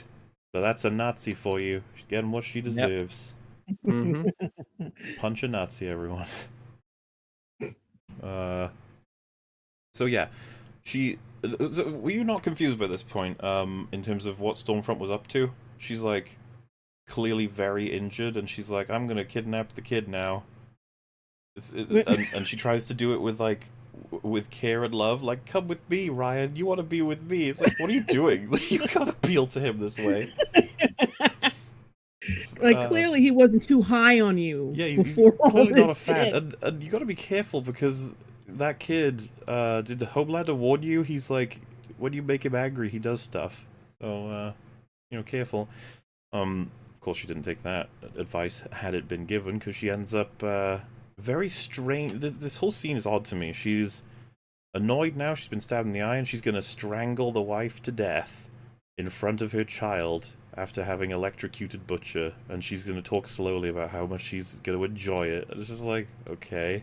I guess you just want to take... It's just like Villain 101. Yeah. Yeah.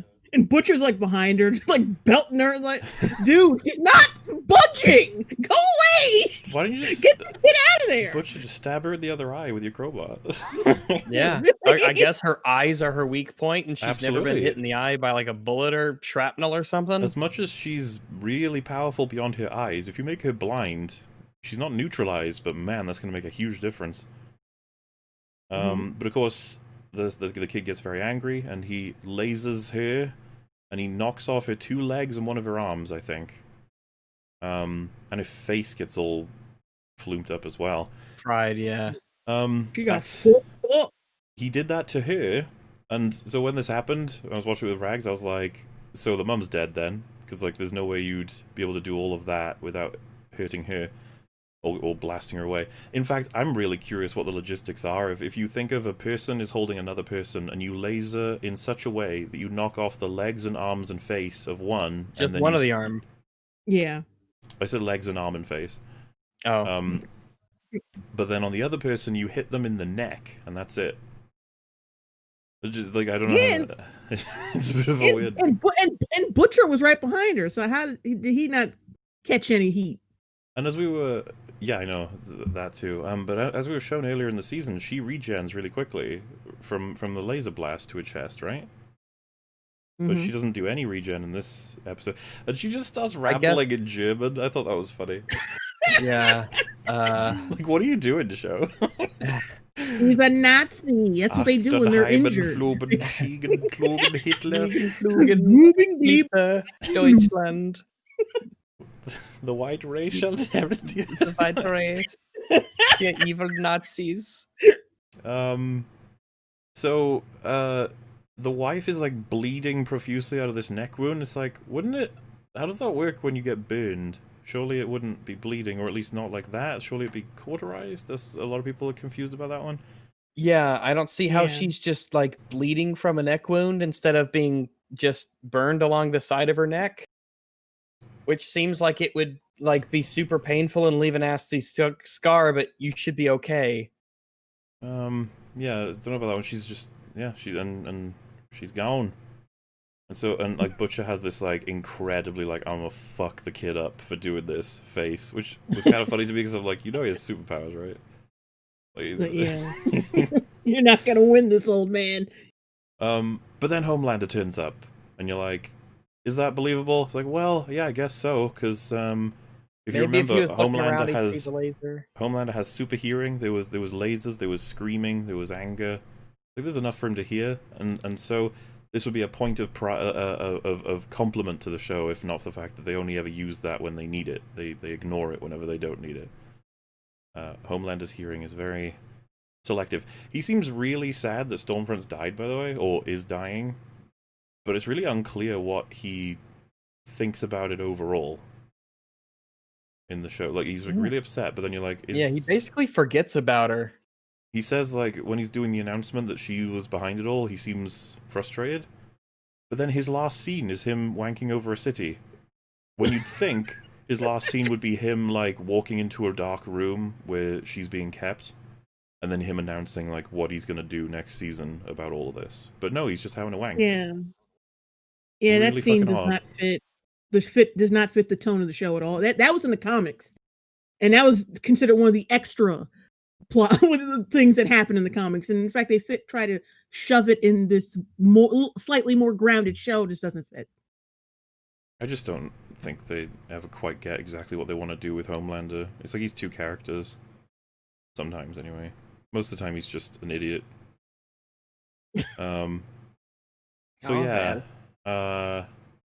he's like, give me my son, and then Butcher's like, no, and he's like, well, I guess I'll kill you then. Which is like, it's been a while, but finally. It's like, just get it over with.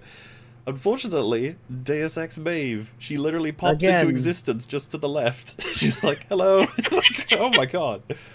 Can she fly? No. Oh, that makes it even funnier.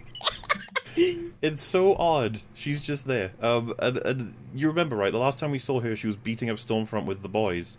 And, well, the team, the boys, you know? And then she's here, so it's like, where are the rest of them? And how did any of you find this place? How'd you find them? What's going on? And then Maeve's just like, I have leverage, you'll do whatever I tell you to do now. And it's like, oh.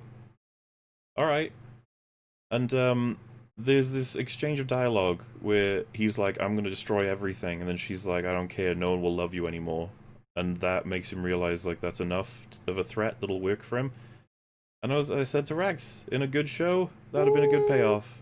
Yeah, if you take away all of how we got here and all of the stuff and details, it's just, it would have been good. Like it's like that scene where he's talking to Ryan and comforting him. Like, man, this scene doesn't deserve this show, or this show doesn't deserve this scene, basically. Yeah. Because the problem with Homelander overall is he's destroyed his own ability to draw pride, like appreciation out of people several times. He's like an idiot when it comes to this sort of thing. He's really bad with social interactions. He constantly says and does things in places that are open or, you know, recordable that would destroy his reputation. If you remove all of those elements and you had him constantly strong and admirable, and in this one moment he's like, I will destroy this world if you release that. I'll destroy everything. And then you threaten the fact that he'll lose all the love of the people, which is like one of his biggest things that he wants. It's like, yeah, that's good. But there's more, I guess, that's to it other than just how they got there. Someone said, because Maeve is superhuman. Is that to explain how she got there? Because she's superhuman? Yeah, that's. People are superhuman in different ways, right? Man, dude, the writers would love an audience like that. You could just say, "Why did this happen?" Because superhero. Yeah, it's superhuman. I mean, can she run? Can she run really fast? No, nope. I think she could like jump really fast. Kind of like the Hulk, where he jumped. Kind of. Oh, it'd be so fucking hilarious if she made a big ass jump and just landed on Homelander. But I don't know the extent of it, because she could jump, but she could jump onto buildings and walk over glass and not break it, so it can't be that hard. So and yeah, so then that's it for like the main part, and then the rest of it is just wrapping up, and the wrapping up is insane. Like, first scene we get, Maeve and Starlight are cleared and instated. They're both part of the Seven. It's all good. Homelander is claiming that Stormfront was behind it all, so Vought. She was the one who was doing all kinds of attacks. She's the one who blew people's heads up. She's the evil Nazi, and she's been dealt with, or they've got her captured, and she will be punished. Yeah, the literal wife of the founder of the company is doing all this stuff. Vought as a company, totally fine. Totally fine. Yeah, nobody really knew about it. It's like, yeah, well, that's how it works, I guess. Then we cut to the Deep and A-Train. We're finally going to get the end of the Deep's arc. The long-awaited. He's going to get reinstated to the Seven. Except no, they're going to reinstate A-Train because he showed initiative and in grabbing those files, and the collective have gained leverage in a way with this woman who's running for Senate, and they're hoping to use the fact that they exposed, it was technically related to them that they exposed Stormfront as a Nazi, that they're gonna get better tax status, I guess, with her potentially as a co-optional thing. And A-Train is going to be back in the Seven while the Deep can fuck off. This whole season was a joke for the Deep. It was all leading to him getting back to the Seven, then they go, nah, lol. Which, yeah. I don't know about you guys, but I was like, damn, you spent a long time on that joke. Yeah, it was. First off, none of the scenes with the Deep were funny. Just to be clear, none of them. None of it was funny. None of it was amusing. The show's humor is basically non-existent. It's super juvenile. If you laugh at this, good for you, I guess. But they wasted so much time. And I mean, time is like real estate when you got a show. Like, you've only got so much of it. And the fact that they spent so much of it on the Deep just to have this happen, you're like, oh, well, I guess we'll see what shenanigans they have him do in the next season. Yay. I guess. Do these three not have the brain cells to make any connections? No, man. I couldn't make any sense of all of this. I'm sorry. The show is too big brain for me. I got lost. Someone said I was expecting a Fresca payoff. Dude, me too. I was unironically waiting for the point where they explained what the fuck's going on with Fresca. And I think it was all in service of him saying at the end, Fresca sucks. MauLer, disagree on Homelander. He was one of the most consistent and interesting characters this season. Oh boy. Oh boy. Look, he started off interesting, and like when he twisted off his doppelganger's head, I was like, okay, some shit's about to go down. Finally, we're really gonna get Homelander unmasked and get it, like, he's gonna be even crazier. But no, he gets some pussy, and then he bitches up, and he kind of like, he's middling. He's kind of like going along with Stormfront the whole time. He doesn't really have his own agency. Not really. He's an idiot. He's an idiot throughout the whole season. He's a fucking idiot. He just, every choice he makes, it's baffling to me a lot of the time. Yeah. A lot of people who've been talking about how much they don't like this season, a lot of them have been saying it's because they've ruined Homelander, so that'll be a conversation going forward. Seems like a really overt thing. You think they'd want to make sure that Homelander was a character they put a lot of effort into keeping together? If it wasn't for Anthony. Yeah, him and Butcher are the main appeals character-wise, I'd say. Yeah, if it wasn't. Oh, sorry. No, right. Even though I don't care what happens to either of them now. Like, they ruined Butcher at the last moment, basically, of the first episode. So like, I just don't. Yeah. Same with I mean, Starlight, by the way. mhm. Yeah. I don't think they're ever gonna bring that up again. No. They're just gonna forget that she's a murderer. If it Hey man, wasn't he got in the for way. Anthony, if it wasn't for Anthony Starr's and Carl Urban's performances, there'd be a lot more people vocal about how they kind of fucked up their characters. Yeah, I feel like the comic people should be a lot more angry with this show, because it seems to have fucked over the comics quite significantly. Not that I've read them, but that's all I've heard. Yeah. I have no idea about the comics either. So yeah, they have A-Train back, but the Deep isn't. Deep's upset, but he just leaves because the Deep is a joke, and I'm sure the next season he's gonna have loads of funny moments with him being an idiot. It'll be as hilarious. He'll have his Patton Oswalt gills, and things will be great. And it'll be super funny and very, very hilarious. And then we get Huey's like, I'm gonna start doing things myself now. I'm not gonna cling to the boys. That I don't really care about the rest of that scene, except Starlight, because Butcher is going to try and help the boy, she believes there must be a higher power. I thought that was a weird moment. That was very weird. Yeah, Butcher did a nice thing, so there must be a god. He did it because of his fucking wife. Yeah, not because explicit. I realized he made a promise deep to his inside. wife. There's got to be a god because a man is keeping a promise to his wife that he loves. Yeah, that's fine. And then, so yeah, their relationship is going great. Huey is going to start himself a new job with the senator who's been blowing up heads because she's... I'm not into... Like, what's your take, J-Log, about what the senator's goals are? Or potential congresswoman? Here's my theory. Like, she pretends to... I don't know what the fuck... What that Vought was crooked? Or like she hates soups too, or does she want a certain? I think she wants like a certain group of soups in control, just not Vought. She probably knows about all the Nazi shit. She probably wants. Yeah. She probably wants like progressive soups in charge, not soups that were born and bred from like Nazi, some Nazi from Nazis, from Nazi rule, basically. That's my thought on it. Like, that's my hunch. Think so.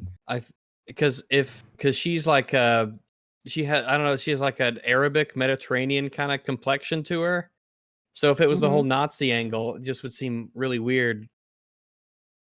Black Noir taken out by a peanut. What the fuck?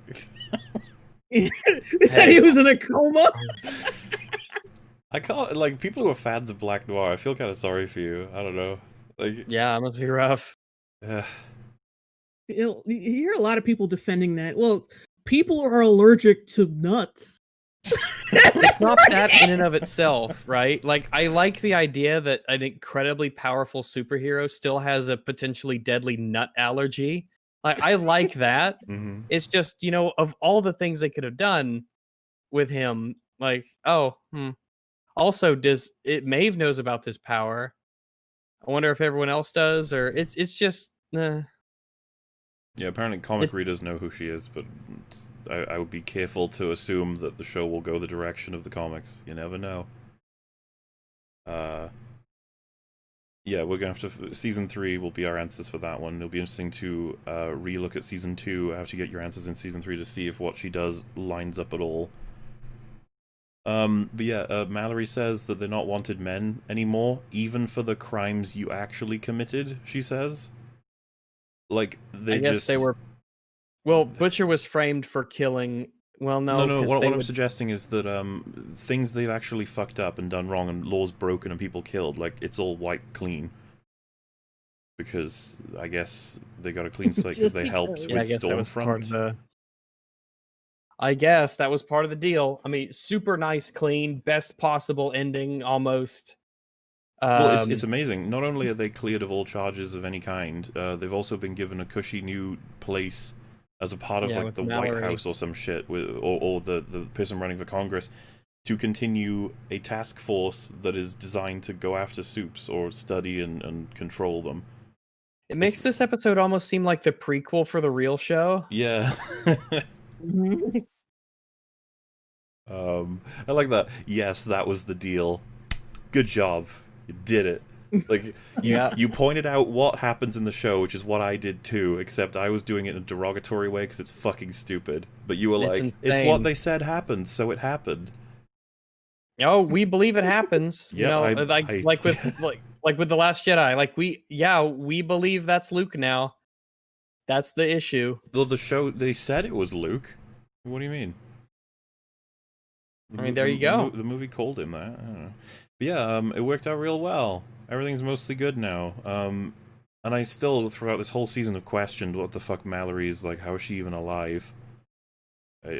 How does she have power? It's such a weird dynamic. In the first season, it seemed like she was just in a safe house of sorts, because Vought were trying to kill her.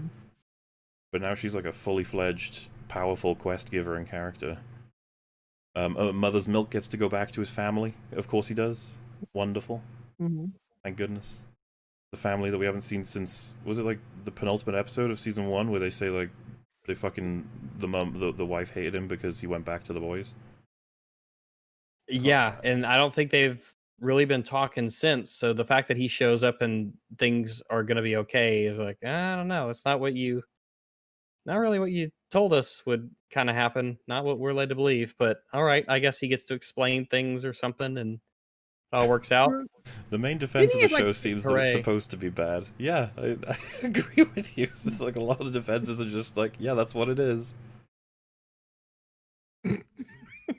Good job, guys. Yeah, that you get to see where just Homelander having a good old jerk off while picking himself up because he needs that.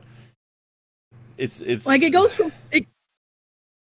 from that really intense moment at the press conference where he just that zoom in on his eyes and then now he's on a roof jerking off. It's like, what the? It just comes across as juvenile, and the kind of I know that they wanted to have people laughing and giggling at it, but I'm not 12, so I didn't. Like, I don't know what to say. Yeah, because they say like the comics are really juvenile, and it has that like really edgy bullshit. Like they just do shit for the sake of like shocking people, and that's, like I said, that's one of the things that's from the comics that shouldn't be in the show because it doesn't fit the tone that they're going for on the show. The person, I forget what the character's name is, running for Congress lady, blows up the head of the collective guy, and I'm not entirely, I was just thinking about like how surely it was beneficial to have him alive because those two had a good relationship, as well as the fact that if you're blowing people's heads up after Stormfront's been captured when she was blamed for all of it, isn't that going to be a problem? Yeah, that's going to be a big issue because obviously the people who find his body are going to be like, oh yeah, his head was exploded just like all those other people. So I guess it's not Stormfront. Uh-oh. That ruins that. Unless that's maybe her plan. Maybe that's her plan. We don't know yet. Yeah. I mean, aren't they going to look at the history on his phone and find out that he probably called her?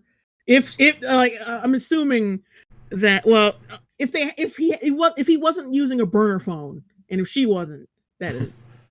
Maybe she'll be like, yeah, I was talking to him right before he apparently died. It's horrifying. Whoever did it, monstrous. Which is weird if she's trying to establish... I don't think that's the case because she has no reason to try and establish her innocence for a murder. Like, no one would even think to have her be a suspect. It's weird. But a lot of this comes down to we have no idea what her goal is yet. Oh, and someone in chat just said, which is quite interesting, her eyes go all white when she blows up her head. How come that didn't happen in the trial? Yeah, that is something they showed. And if it does happen at the trial, then there's no way people wouldn't notice it. Well, she has to, especially with all the cameras happening. She has to stare at the person and then do it as well. So, and yeah, now I'm also wondering why she would have killed the speedster. Like, what's the deal there? Was it just random? Yeah, I guess it's to make Vought look like they wouldn't kill their own people. Yeah. I guess. Yeah, it's something you have to look back on. Like, you gotta look back at that scene and analyze the whole thing. I needed to look at it for something I had to check before, and it's the person to her right that blows up first. and she like ends up like turning at him and screaming as a result of it. So I'm just like, you'll be able to get a good shot of her eyes straight away. I'm not sure it's gonna line up. And now it'll be explained by there's a second person blowing up people's heads. Maybe like, oh god, please stop. So yeah, she was behind it all. The blowing up heads thing. She's got her own game running. She's not a part of the boys or Vought or the FBI or CIA or whatever. She's running her own thing. And all I can gather is that we're gonna find out next season what she's up to fully. So not very satisfying right now for this season, because I'm still kind of just like, what's the deal there? But hey, it's a bait for next time. And they're funded on season 3 as far as I know, so they'll be going right ahead. And that almost closes out. Where are we? Yeah, Huey gets a job with her, and that's it. Yeah. Yeah.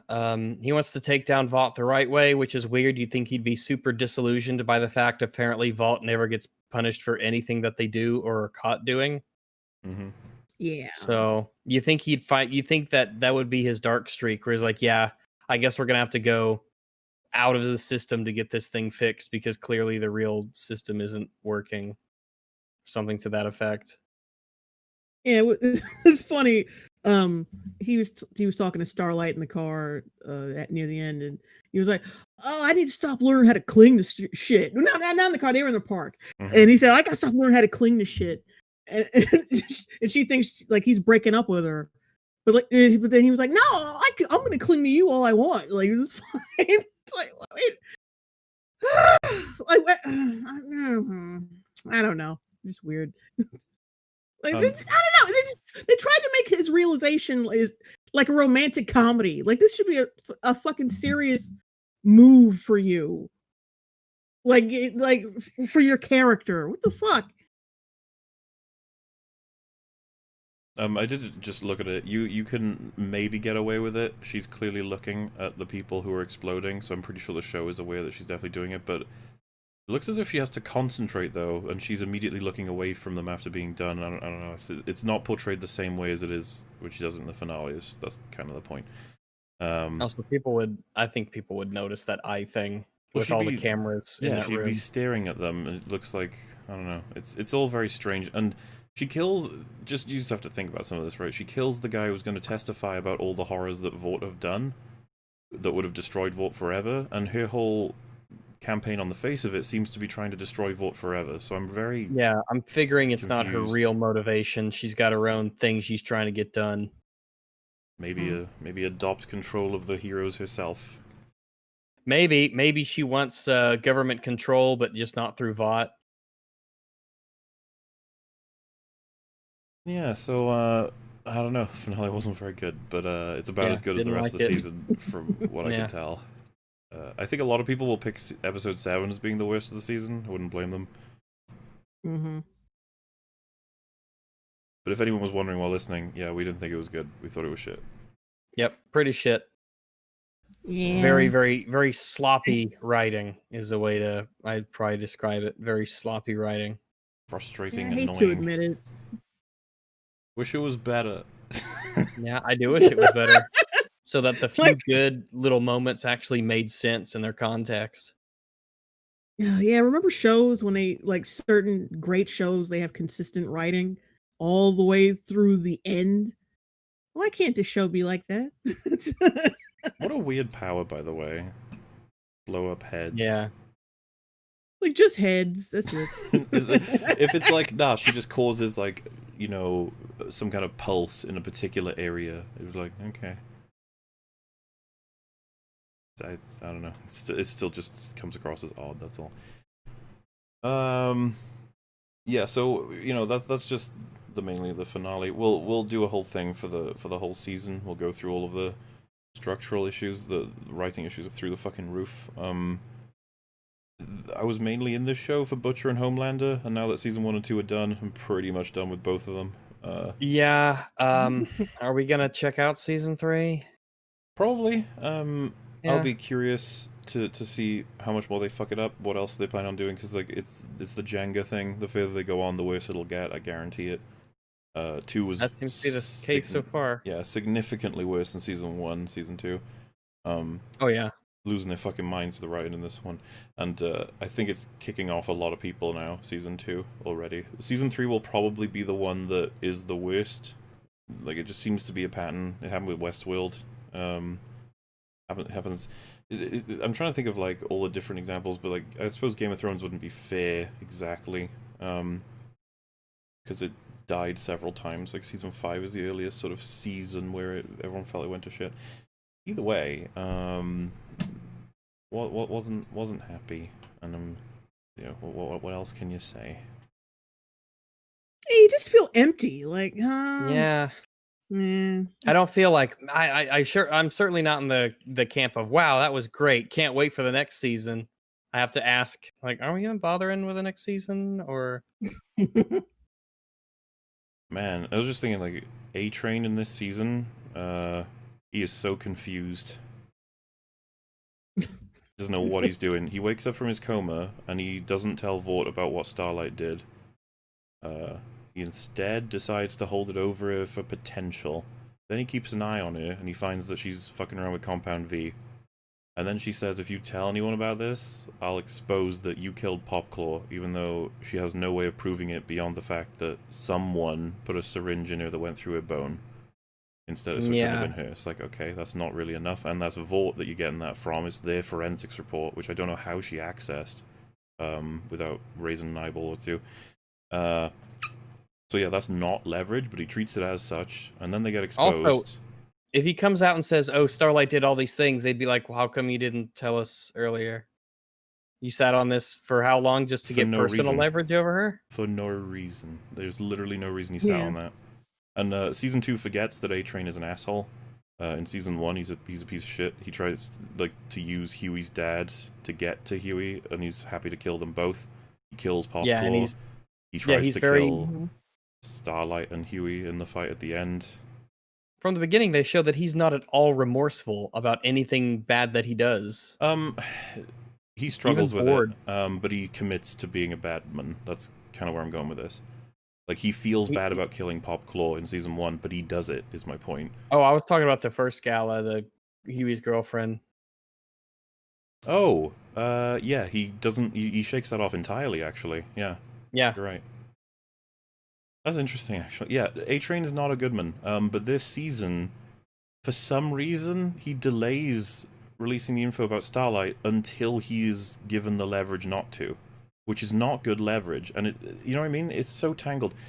And then, of course, his heart problems make him so that he's booted out of the 7, and then the Collective pick him up, only to annoy him, right? And then he gets the information from having eavesdropped on them that boots Stormfront out of the 7, essentially, and gives them leverage, or gives them the opportunity to make her the reason for everything that's gone wrong this season. You follow him specifically in this season, it's fucking crazy. Yeah, like the overhearing of conversations is so soap opera. Yeah. Like, I was in the bathroom and I accidentally heard you guys like saying that I might get back in, I might not, like, and you guys are working together. It's cool and weird, right? Someone mentioned Maeve. It's like, yeah, what was Maeve doing this whole season? They were trying to commercialize her relationship with a girl who, in season 1, seemed like she wanted nothing to do with her. And then they eventually sort of do. Do you remember the scene where she agrees to meet up with, like, Vaught's marketing team to talk about her relationship publicly with Maeve? And all she does the entire scene is say she doesn't want any of this until she leaves. And it's like, well, how did they get you here? Like, what did they sell you on? Yeah. Like, what did you think you were showing up for? It's so weird. Characters just show up. That's the thing. Characters just show up. That's just the writing. Characters just show up. They need to be in certain places at a certain time. Yeah, and then Maeve gets really upset about being marketed that way. And she sort of starts sleeping with guys in front of the person who has to market her. It's just, Then that's enough to make her go, you know what? Enough is enough. This is a problem with season 1 and 2, to be honest with you. But the fucking plane, she's like, "Oh, Deep, go and fetch me proof that of what Homelander did." And just lucky for him, there's a fucking GoPro that's recorded all of it, and it's still intact. The GoPro survived, not the black box. The black box did not survive the crash, but the GoPro did. The thing specifically designed to do exactly that.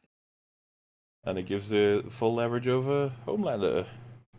And so this is what I mean. What should have been highlighted now about Maeve and A-Train is that they're both plot characters. They're not actually characters. They're only things happen to them, and they make things happen to make other things happen for more important characters the show actually cares about.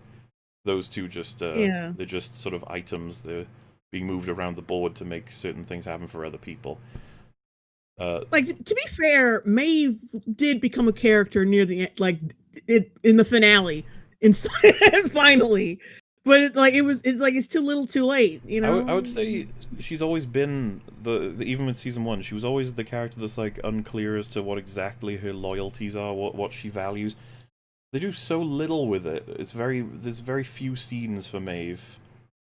Mm-hmm. And because we get the payoffs you'd want, the ones where she like ends up helping the good guys in the end, despite her being concerned and reserved about it. Yeah, but so we called it because it's a movie tropey thing. It's not because we think that's what her character it makes sense that she'd do that. Even though I'm fine with her doing it, it's more the mechanism as to why.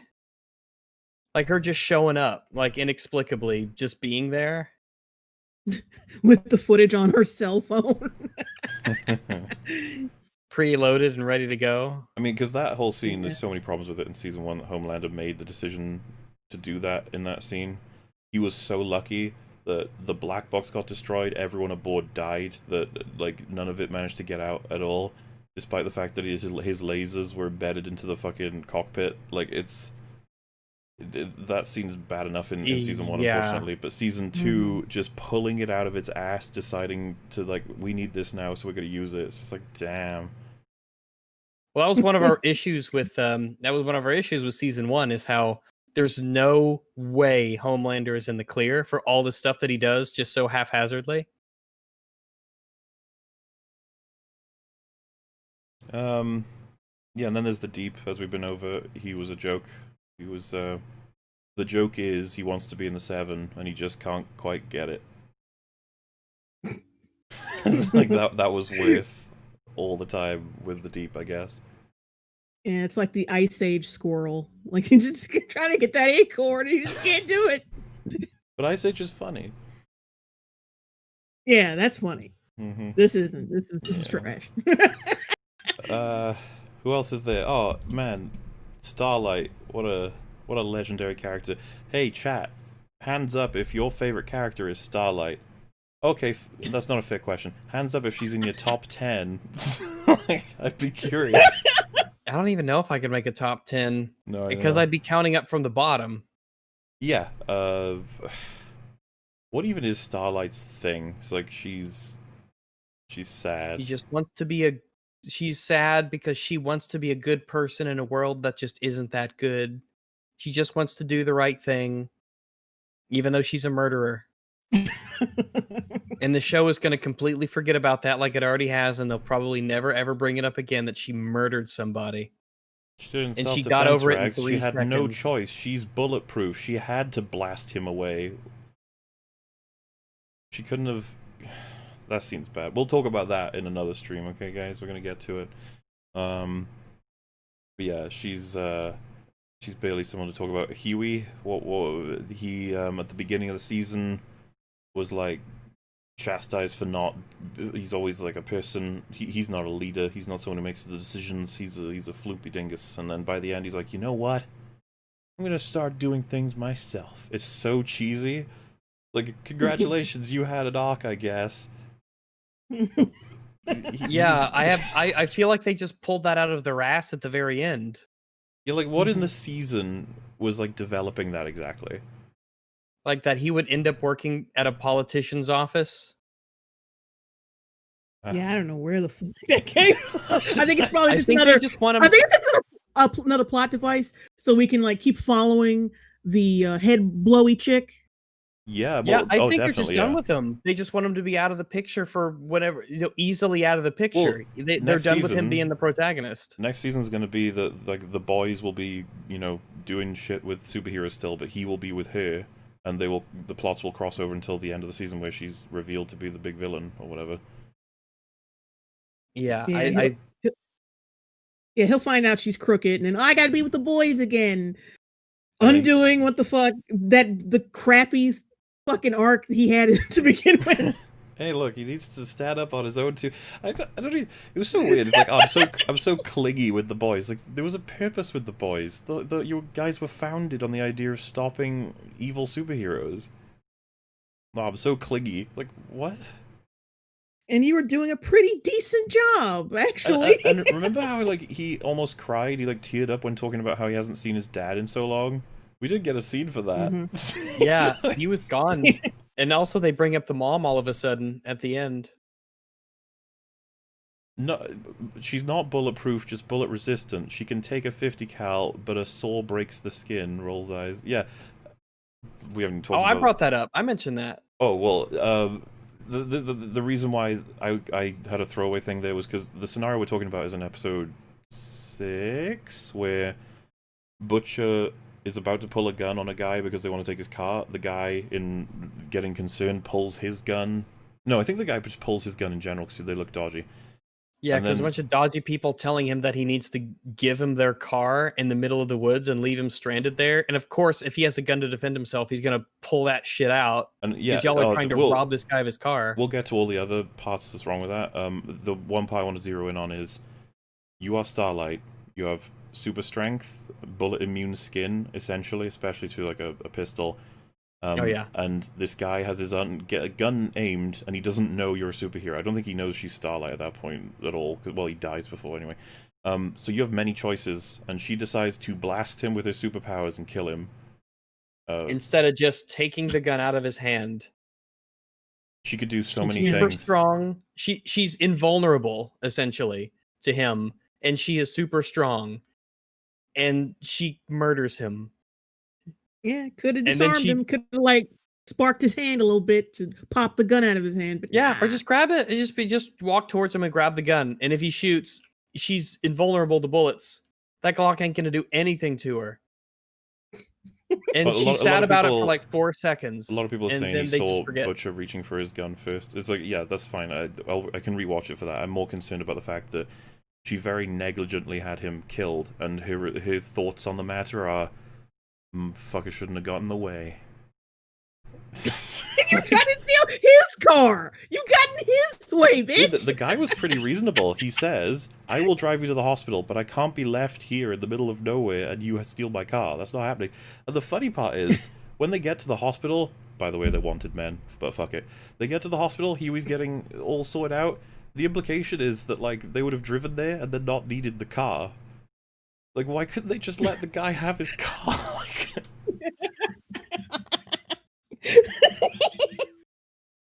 And they just want to have that dramatic scene where she kills someone, I guess? Yeah, she hits him so hard with the light, he falls back, hits his head, he's dead, and she just has a little moment addressing the fact that she's killed someone, and Butcher kind of she gets annoyed at Butcher for having respect for her, for having decided, hey, he essentially got himself killed. Fucking fascinating.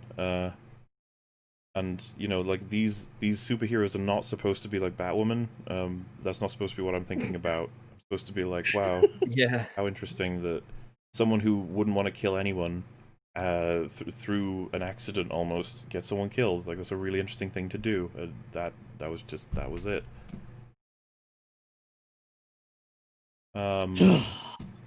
MM this season, what did he do? All that comes to mind is his story about his dad who killed himself trying to work too hard, I think. He died on his typewriter or whatever, right? Yeah. Yeah. And he wants to get back to his family. Who hate him. Well, I thought I don't know what's going on with that, yeah. Didn't they have periodic phone calls between each other? Maybe. I feel like I must be missing something, because it's just I just remember them having problems big time. He had phone calls with them in season 1. I can't remember if he does in season 2. He was working on that dollhouse the whole time. Yeah. I gotta get this dollhouse back to my baby girl.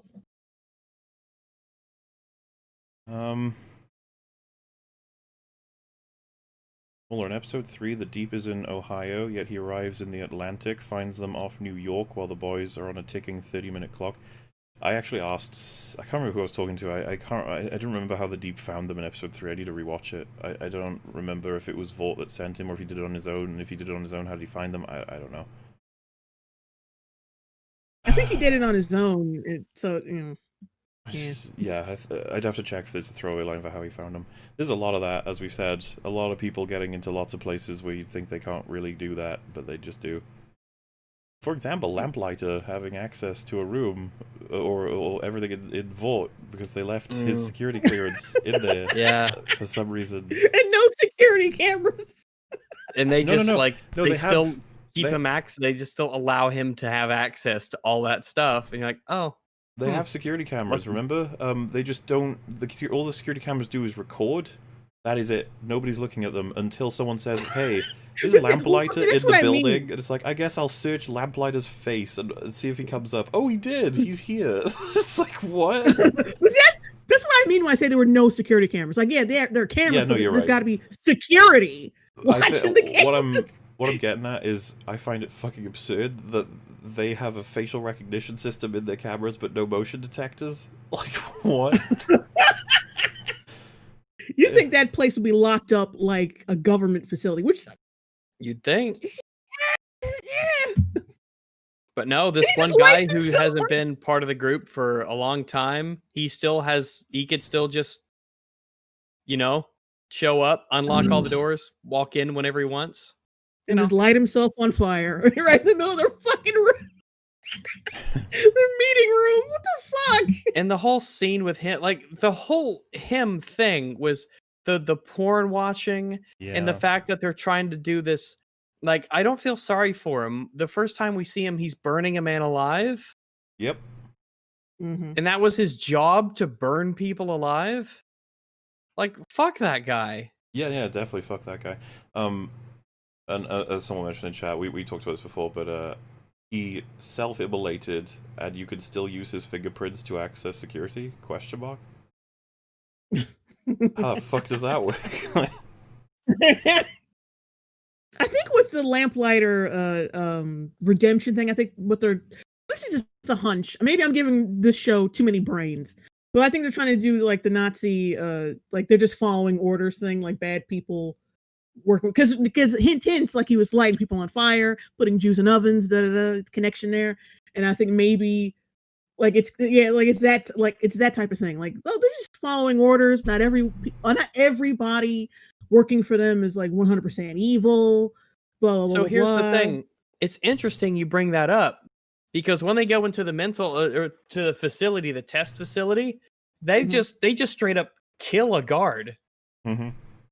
The first guard they see who opens the door for him, they just straight up shoot him. They just kill him right on the spot.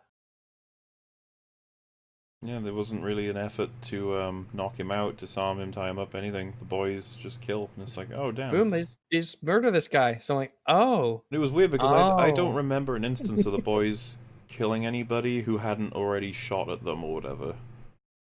Mm-hmm. I don't remember it happening. And before anyone gets mad, the guy is going to pull his weapon. The fact is, though, that they don't do anything to stop him. They're just like, oh well, dead now. And he's only pulling his weapon because well, why wouldn't he? I don't know. Like, because they pretend that this guy is basically having like a seizure or something like that, and he needs medical attention stat. And but yeah, instead of the guy just hitting him or having a taser gun with him that they could just hit him with, or just apprehending him, there's like, no, bam, bam, 2 pistol shots right to the chest, boom, done. Like, oh. Also, that person got released. I guess we'll see them in season 3. Yeah, I guess we will. I'm curious to see what's going on with her and what her plan will be. What does she want? What does she, what's going to happen? Is she related to the other chick, the other blow-uppy chick? That would be interesting. You know what's funny? They got some, you bring it up. sorry. Sorry. I was gonna say they have similar powers. I'm thinking maybe they're related, and that's why she hates Vought or something. I don't know. Oh yeah. So I just looked at it again because I was curious. First of all, they say like, "Help! This man has swallowed his tongue." To the security office with the security guard in it. It's like, what do you think he's gonna do? Like, we need to get into the security office. This guy has swallowed his tongue. It's like, like, are you guys? That's not good, but I'm not a doctor. But y'all are the doctors, in fact. He opens it up, and then Frenchie pulls the gun on him, and the guy in reaction goes to grab his, and then they just shoot him, and it's just like, yeah, down he goes. Not a tase or anything like that. They just kill him. MM could have fucking punched him. Yeah. MM's a big guy. Just bam, just punch him. And then you tie him up. I don't know why they wouldn't want to put effort into them doing that, but you know. They show on the cameras there's a dude who's teleporting in his room. It's like, what is his room made of that he can't teleport out of it? Well, I mean, you have the lady, and she just blows all the doors off their hinges, like basically at once, and she just never did that before to her own door? Somehow, so she's this really powerful telekinetic. Her door is blown open by fire? And then she blows everyone else's doors open. It's so strange. Like, I don't... Because Lamplight is like a flamethrower, right? You wouldn't think that's going to do much. Even to a wooden door, that will set it on fire or whatever, but it's not... Yeah, it takes time to burn through the material. But he did it to a steel door, and it blows a hole open in it. It's like, damn, dude, how hot does that burn? But yeah, I don't know. That's I can't even. Is there any other Kimiko's a character. Yeah, her whole thing where apparently the whole time she knew sign language and can understand people, but just doesn't ever communicate with these people. Like, Convenient. It's really fucking dumb. She needs to give them incredibly important information. That is, the soup they're going after, the one that they want to give away to the government, is her brother. She can't think of any way to translate that to them other than writing boy girl over and over again, when she understands English perfectly well, so she knows what that looks like. Hey, boy girl, boy girl, boy girl. It's like, what are you saying? Clearly I was saying brother. You're like, what? And she can nod, and she can, you know, deny through moving her head ups and downs. It's like, if you have a yes or no system, it's pretty easy for them to eventually figure out through you doing yeses and nos. It's baffling. Absolutely baffling. And then you find out she has her own personal sign language. And she went mute because her parents were killed? Something like that. Don't know if she actually can speak or not. I don't know. It's fucking weird. Her brother can, though. Yes, her brother can. Oh, look at this. She can't read. She can't read or write it. Yes, that counters everything that I just said. There's no way you can translate to somebody what things mean if you can't write the language, but you can understand it perfectly. I guess I'll have to explain it. Like, I don't understand. Like, what's so? I have the information, right? And Rags needs to know that this person over there is my brother, but I can't read or write English, so I'll have to just try the word boy. You feel like I could do better than that with speaking, especially and with listening to the language. Like his life. If I write that down and Rags reads it out as boy, I should be able to recognize as a person with a brain that I'm not telling him anything that he needs to know. I'd be like, boy, yeah, that's not going to tell him. Yeah, better try something else here to get my point across. She's very fluent in English. It's fucking stupid, and all she needs to do is Google like images of things that represent what she's trying to actually explain.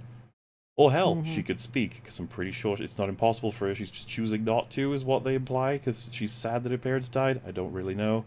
Spontaneous muteness seems a bit weird. So she doesn't know like sign language. She knows a special sign language that only her and her brother speak.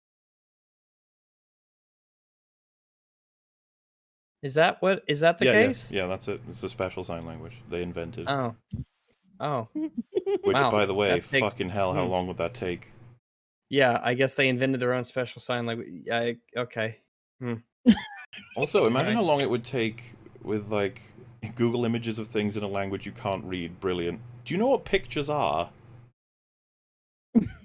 Like, I can give you a crash course. So, like, you can draw up a picture of brothers and sisters, of people together. You could draw a house.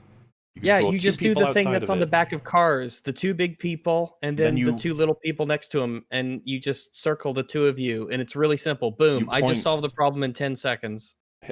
How about this? They're looking at the security of the guy throwing the thing. She points at him, and then she points at her heart. Yep. Wow, look at that. Universal language. By the way, this would be way more acceptable if not for the fact that she perfectly understands how English works. Like her sign language translates like they all represent words. She used to speak perfectly well. Her brother speaks very good English. It's so bad. It seems super contrived how she just can't communicate, and it is because it's bullshit. Yeah, it's ridiculous. And it facilitates payoffs like, oh my god, that's her brother. Oh my god. Too much cheese. Why did he twist again? Sorry? Why that need to be a twist again? I don't know why they made that a twist. I think it would have been better had she actually managed to get that to them, and then it means that we've got, on one hand it's her brother, on the other it's our chance at getting the information we need. Which, by the way, that's another problem with episode 2. Butcher's like, oh man, that's her brother. She can speak to him. He's on our side. Cool. I'm gonna trank him. What? What are you doing? It's bizarre how stupid he is. And that, yeah. Then again, we established at the end of the first season that he's totally randomly murderous, so fuck it.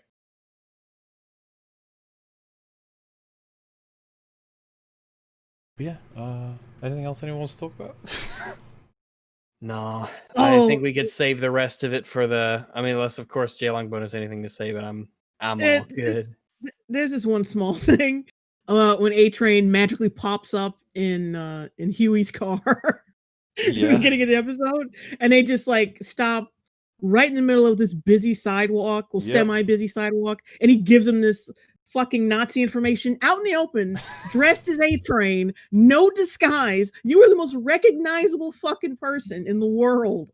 And like, just here's some fucking information they could bring down, like basically the leader of like the second leader of Vought. Like, right, people could be watching me. Could be surveillance cameras everywhere on the street. But fuck it.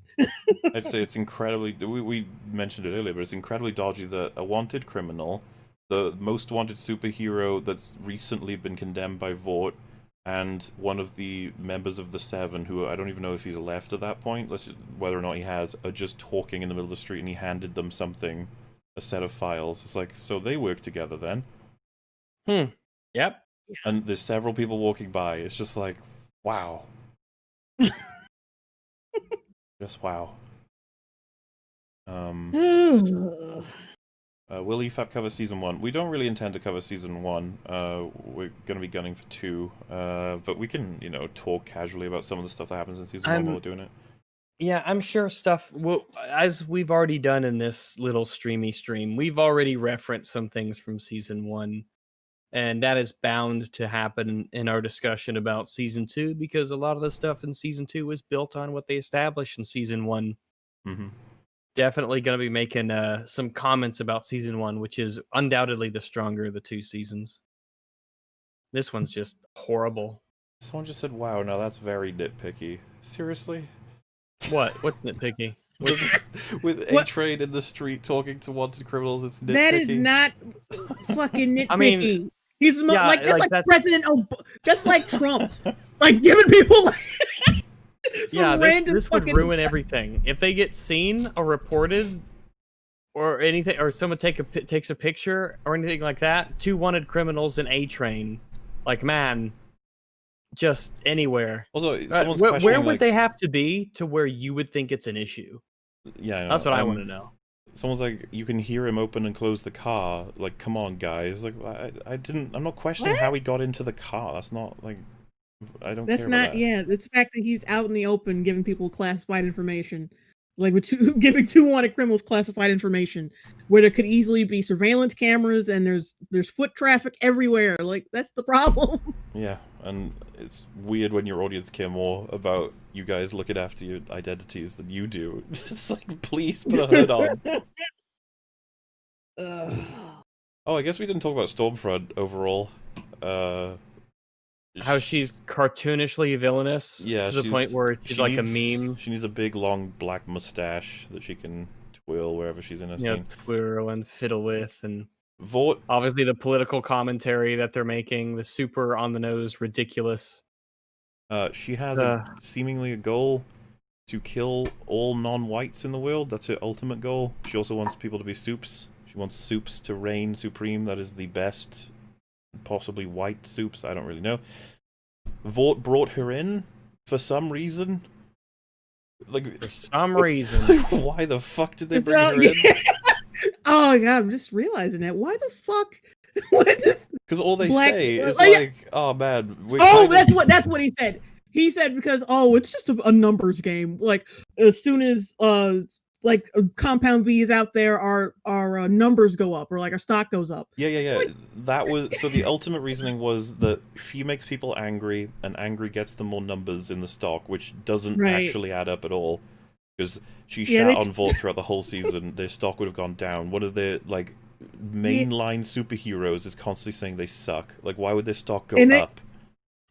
And like their whole thing in that conversation was like, oh well, I can't just like Gus Fring was like, well, I can't just stop her and be all irrational and entitled. That's a white man thing. And I'm like, mother, yeah, I heard that and I was like, man, this is an extremely famous and beloved black actor who's super rich, playing an extremely famous, well-to-do black CEO of a massive mega corporation. Like, at what point are you just like, you don't seem oppressed to me? No, you can't be angry. White people are angry. Yeah, and he could easily take Stormfront down if he didn't like her and do a covert, nothing, no eyes towards him at all. A secret SWAT team just armed with knives. As someone just said in chat, she's really good at social media. She makes memes like no one else. She'll have a picture of Homelander, and the top text will say, "Hey, isn't Homelander cool?" And the bottom text is, "Yes, he is." Fucking saves his career. Christ, she won the world through memes. Everything about Stormfront fucking sucks. Like, she's such a lame ass character. There's just no effort at all. Don't you know that Nazis win people over with memes? That's why Nazis are like 1 million, 5 million strong. That's why they're taking over this country. Because memes. They're taking over, baby. This show is written by people who think that memes on the internet turn random neckbeards on the internet into murderers. I will admit, I'm sad that the internet is fucking pouring into my TV shows. It's like, can you please stay separated? Can you please pretend like you're actually making a fantasy instead of like, I don't like Nazis on the internet with their memes. It's like, oh god. I'm gonna have 3 women beat the shit out of the Nazi in my finale. You're like, okay, all right. Well, to be fair, Stormfront in the comics did get beaten the fuck out of by 3 people, but it wasn't. It was Butcher. Wasn't Stormfront a guy? Huey.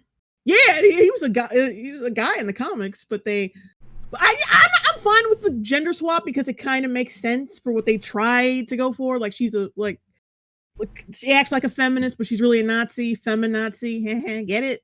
That was fine with me at first, but it's kind of they kind of just fucked off with it. Now she's like completely right wing and goes completely against her liberal views. Like, what the fuck? Like a secret Nazi genetic experiment. It's so funny. And someone just said, like, it's such a shame we didn't see Pepe. Yeah, Pepe should have been in there. He should have been a little Nazi cap, and he should have been a little icon on her outfit. Give Pepe some representation.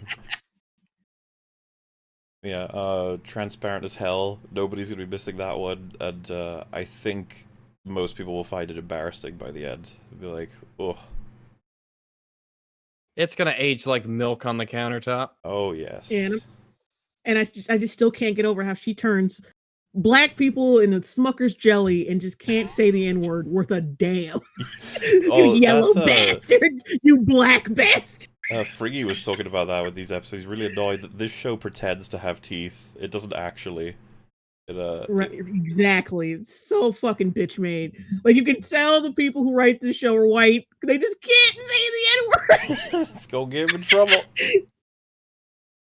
But oh yeah, when she blasts through an apartment full of black people, apartment building, it's just like, okay.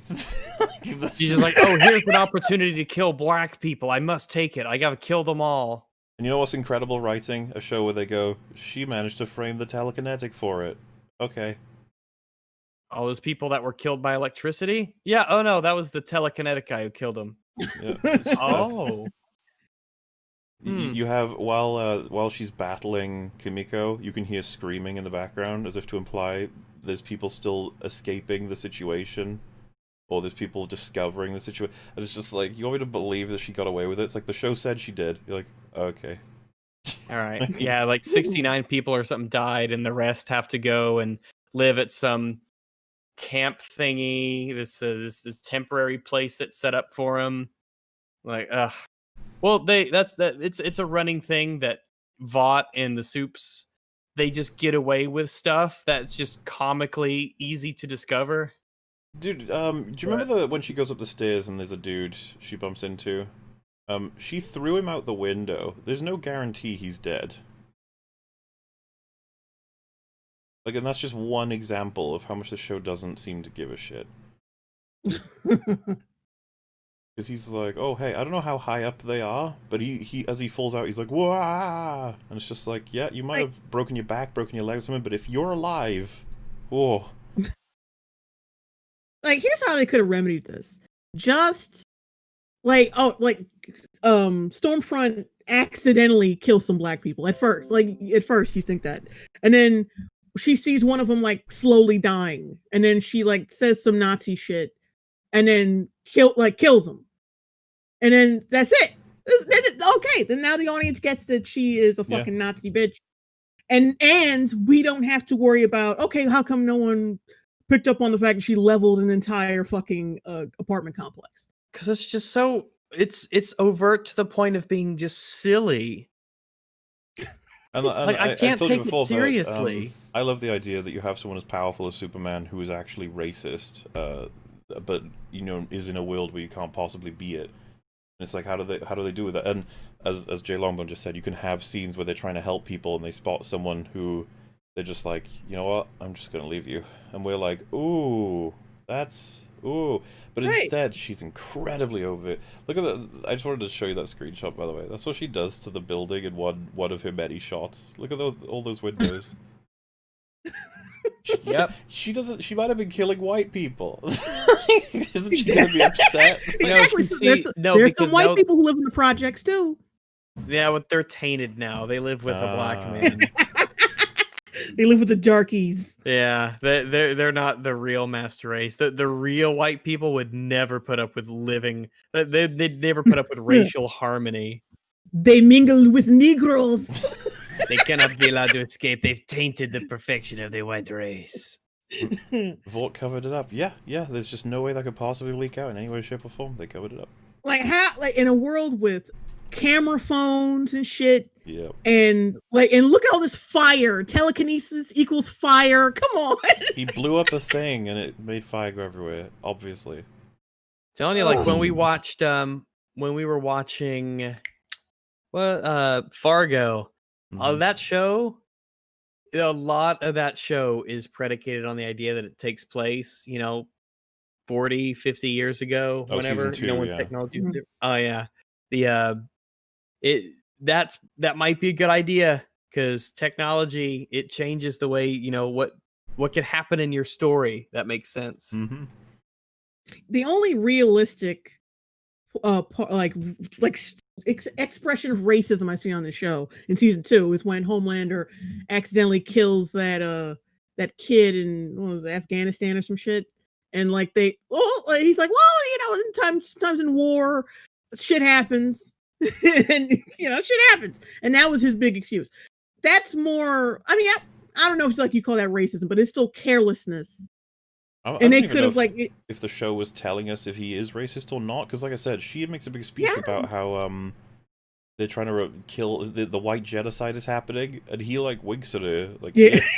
It's like, wait, does Homelander think that's true? It's like, is he crazy too? No. I don't know. Is Homelander crazy racist? I never thought he was racist. I think he's more of a misanthrope than anything else, and he's just following along with her. Yeah, he's just following along with her because he's fucking her. That's it. It's just so fucking bad. Stop doing that to male characters. Stop it.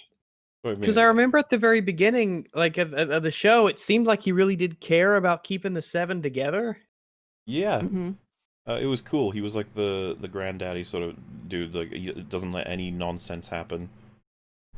And oh my god, he's so bad at in any way maintaining his image, which is really a shame because that's like his core character flaw, is that he desperately desires admiration and love. But he does such a fucking shitty job of it. Makes you wonder how he got to this point with all the fuck ups he's constantly making. I think it's supposed to be like, oh, well, powerful people, they can be as dumb and as reckless as they want. They'll never get caught. But like, come on, some of this shit is fucking ridiculous. Yeah. Eventually, people will get caught. I don't give a damn. Like, if they're that fucking careless, come on. At least a spotlight will be put on their bullshit. Come on. The show could have been so good. No, it's crap. It's crap. And we're gonna have a whole stream about all the episodes. So yeah, we're gonna do it. As for tonight, we're gonna be heading to sleep soon. EFAP will be at the normal time. Well, I say normal time, but it's actually gonna be today. It would be today for a lot of Americans soon, rather than the day after. Normal time, but on a Friday is what I'm saying, instead of a Saturday. And this time we're gonna be the part 2 of the Patrick Willems back-to-back videos of what we want from a Star Wars movie, I think it was. So we'll be doing that, and yeah, The Boys will possibly be something we do next week, a sort of season rundown. It's gonna be fun. Oh, I should probably try and read out some of the super chats for this stream particularly, I guess. There's a couple, unless anything else you guys wanted to talk about before. Nah, we could. I think we've done enough damage for the night. Remember to invite Nerdrotic for Battlefield Earth. Will do. We're not sure when we'll set it up, but we will. Haven't seen the finale yet. Watched 7 yesterday. They need to calm down the politics a lot. Way too on the nose for me. Oh, you'll enjoy the last episode. Oh, fuck me. The episode. Oh, Jesus. This just says Rags. Oh, well, hi. Looking for good takedown vids of TYT suggestions? I don't know. I'm sure you could probably just search for it, like TYT bad. Takedown videos of, I'm guessing that's the Young Turks, right? Oh yeah, then Devin Tracy made a bunch. You want to go to Devin Tracy? I think he got banned from YouTube, but he's on BitChute. Wasn't there who made the one that was like the supercut of them reacting to Trump winning? That was funny. Was it Dame Pesos? Maybe. I don't know, but yeah, yeah. Look up like Trump election TYT compilation. Can I suggest Every Frame of Possession or Phantom? Yeah, I think those two could work too. Every Frame of Phantom. Yeah, next year maybe we'll do a different one. Yeah. Oh, and that it's Psycho this year. That person ended up saying MauLer. Ah, just our names. Spooky. That is spooky. All soups are bulletproof. Guns feel safe. They are not all bulletproof. Yeah, they're not. Bullets aren't as good as Almond Joy. It's like, yep. MauLer, you gonna stream Amnesia Machine for Pigs? I don't think so. I've got too much to do between now and the 20th. But maybe at some point in some way, it'd be nice to revisit it maybe and see what I think of it now compared to then. Also, Christmas is better. Damn. Well. Never watched the show. I just like listening to your schmexy voices. And MauLer, I don't recall World War I fighters stopping to celebrate Halloween. Go Christmas. Very true, yeah. It was in their minds, you see. They appreciate Halloween that way. It's deep in the soul. And deep in yeah, the trenches. This has got to be a weird stream for people who've never seen The Boys before. Early in its defined, they are BP. Starlight shrugs a 50 cal. They did say they can't cut translucent because his skin turns to metal. Yeah, but not all superheroes is the point, right? It's they have to be specifically mentioned that they can put up with it. Otherwise, I mean, I feel like Mesmer kind of destroys this argument, right? He was killed by being he was killed by a normal person hitting him with something. How can Lamplighter kill himself with fire? Apparently, all he could ever do was control fire. He could easily die from fire, which is interesting. How would he be one of the 7? I'm assuming he can be killed by a bullet. Like, is there any reason Lamplighter can't be killed by a bullet? I just feel like it would be a requirement to get into the 7 because of the amount of shit you have to deal with on the regular.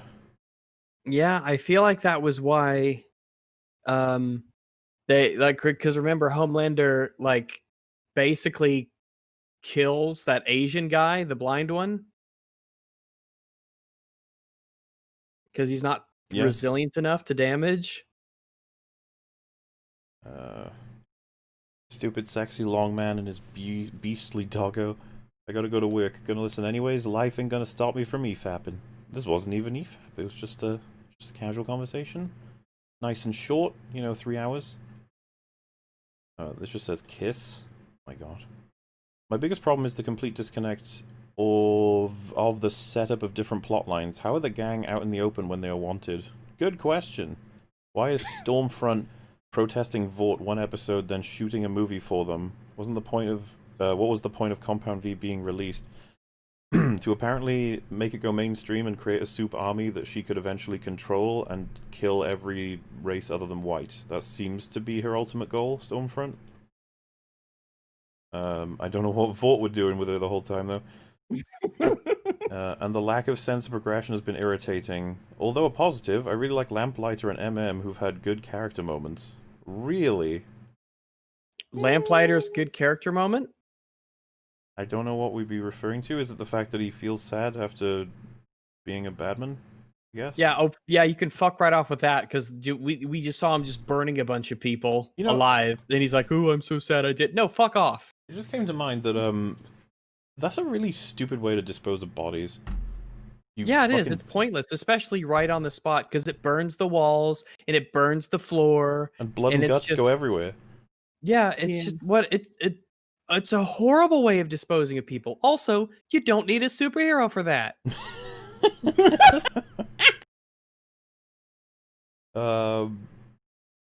I found the best way to watch season 2, just get really, really, really, really high, then it's all a big joke. So pro tip, watch it like Gandalf would, high as fuck. I imagine that helps, yeah. Sad to say. Wumbo, Rags, ever see FMA and FMA Brotherhood? If not, they're good shows, both of them. Also, hi Rags. Yeah, I have a long time ago. I should probably rewatch them eventually. But yeah, they are very good. Yeah, I haven't seen Brotherhood in a while now, but I was very happy with it. But it was very good. 2018 chat. Hi Rags. I don't know who that is. 2020 chat. Hi Raggle Daggle Googly Floompa Rags. Hello. Glad I'm not alone in disliking The Boys, though I didn't like the first season either. Also, hi Raggledorf. I am now playing Echo. Oh, enjoy it. Really savor it. I think it's a good one. As for us, season 1, we liked it, but we'd still give it like 5 out of 10 overall. Still Which a lot of was issues. Staggering to the Discord when I said that. They were like, "What the fuck? There's no way it's a 5." I was like, "Oh." I'm sorry, there's loads of problems in it. I like it too. It's not as bad as season 2 though, by a long shot. Oh yeah, it's way better than season 2. You should give An Elephant Standing Still a watch. It's a best modern movie I've seen, hands down. Watch with subtitles. Fair enough. The Elephant Standing Still? Yeah. Hmm. Oh, fuck yeah. Someone just said in chat. So season 2 of The Boys is basically a setup for how terrible The Mandalorian season 2 is going to be. We haven't even got The Mandalorian yet, Rags. That's on its way. Oh, boy. That's going to be bad. By the way, going through all of The Mandalorian again, and with a finer tooth comb, like, there's even more problems than... Like, it ain't getting better. The show does not get better the more closely I look. While some of the social commentary is a bit ham-fisted, the line from Stormfront, "People like what I say, they just don't like the label of Nazi," did land quite well given 2020. Explain how. People like what I say, they just don't like the label of Nazi. How is that not that, ham-fisted as fuck? That's see, the people who write this, they think that, because the people who write this think that anyone like who's right-leaning, anyone who likes Trump, they're all Nazis. Yeah, so the idea... Right? You're talking about me. The idea with what she's saying there is, me and the people who follow me like Nazi ideas, they're just not fond of the label because of the connotations. It's just like, damn. Because these people think having a wall on your border to keep people from just walking into your country, they think that's what a Nazi is. That's what they think Nazis are. Yeah, like, the Nazi I don't know, like, the fact that she has such thorough support with crazy mainstream level people, and she did it through memes, I just find it all so on the nose. It's so hard to ignore. And she did start out like semi fucking liberal. So how did people like handle like her jump from that to super right wing? I don't get it. How does that fucking work? It is your destiny. Very well. Have you read The Boys? The graphic novel is interesting. I have not. And I don't think you guys have either, right? I've seen this. No, I haven't. Like, I've seen the summation of all the comics. It's like 5 hours long on YouTube. Yeah. I haven't gotten all the way through it yet, though. Yeah, I couldn't tell you the last graphic novel I read. It was years and years. It was probably the fucking Halo graphic novel that came out many, many years ago. I just don't read graphic novels. Someone's using the copy paster in chat because it's like, it's like it is applicable once again. I'm hating on something now. It's like, damn it, your critiques are poor. The last few years of media have made me not give a fraction of a fuck about media. You're really good. Season 1 no longer fools me. Heroes, Game of Thrones, Stranger Things, The Boys. I will no longer take a chance on any media. For me, man, they all seem to depreciate. Stranger Things is another great example. Season 1 was good. Season 2, I fucking hated, but loads of people were like, no, it's fine, it's fine, it's fine. And then Season 3 was the one all the fans were like, okay, this has gone too far. This is getting really shit now. Who knows how bad Season 4 will be. Posted a question before Christmas. It got answered in EFEP 75, and so just heard it yesterday. Holy crap, am I behind? I have extended the remake to being the whole sequel Star Wars movies, not just TLJ. What is 2 aspects of each movie you would consider keeping? 2 aspects of the original trilogy movies each? That I would keep? Sorry, I've extended the remake to being the whole sequel Star Wars movies. So what are 2 aspects of TFA, TLJ, and TROS that you would keep? The budget and the special effects. Yeah. So I'd say, I guess, the special effects and the... I mean, the actors? I'd keep the actors. Yeah, the actors are fine. I just think they're directed like shit. Mm-hmm. There you go. What a passionate answer, because it's just like, yeah, there's not enough to work with, but yeah, those things. Hey MauLer, I just got back from work. What are we on about? Is there spoilers for Season 2? If so, I'll leave. Yes. Talking about the last episode of Season 2, so lots of spoilers. The title did not give you a bit of a clue. Absolutely. MauLer and Rags, thanks for all the entertaining content. MauLer, have you seen Soviet Womble's playthrough of Alien Isolation? Poor guy gets scared shitless. Oh, shitless. Shitless. I guess I can't. They're trying to spell around it for the thing. But it's a real treat. Happy Halloween, Rags. Hello. And happy Halloween to you. Yeah, and thank you for thanking us. And no, I've not seen it, but that does sound amusing. Thank you for introducing critical thinking back into our culture, gentlemen. I mean, I'd like to think we're doing our part, but I don't know if it was all on us. Yeah, I wish I had that kind of power and culture, but we got a whole bunch of people that are reliably trying to check out things that way. It's good stuff. And yeah, we do try.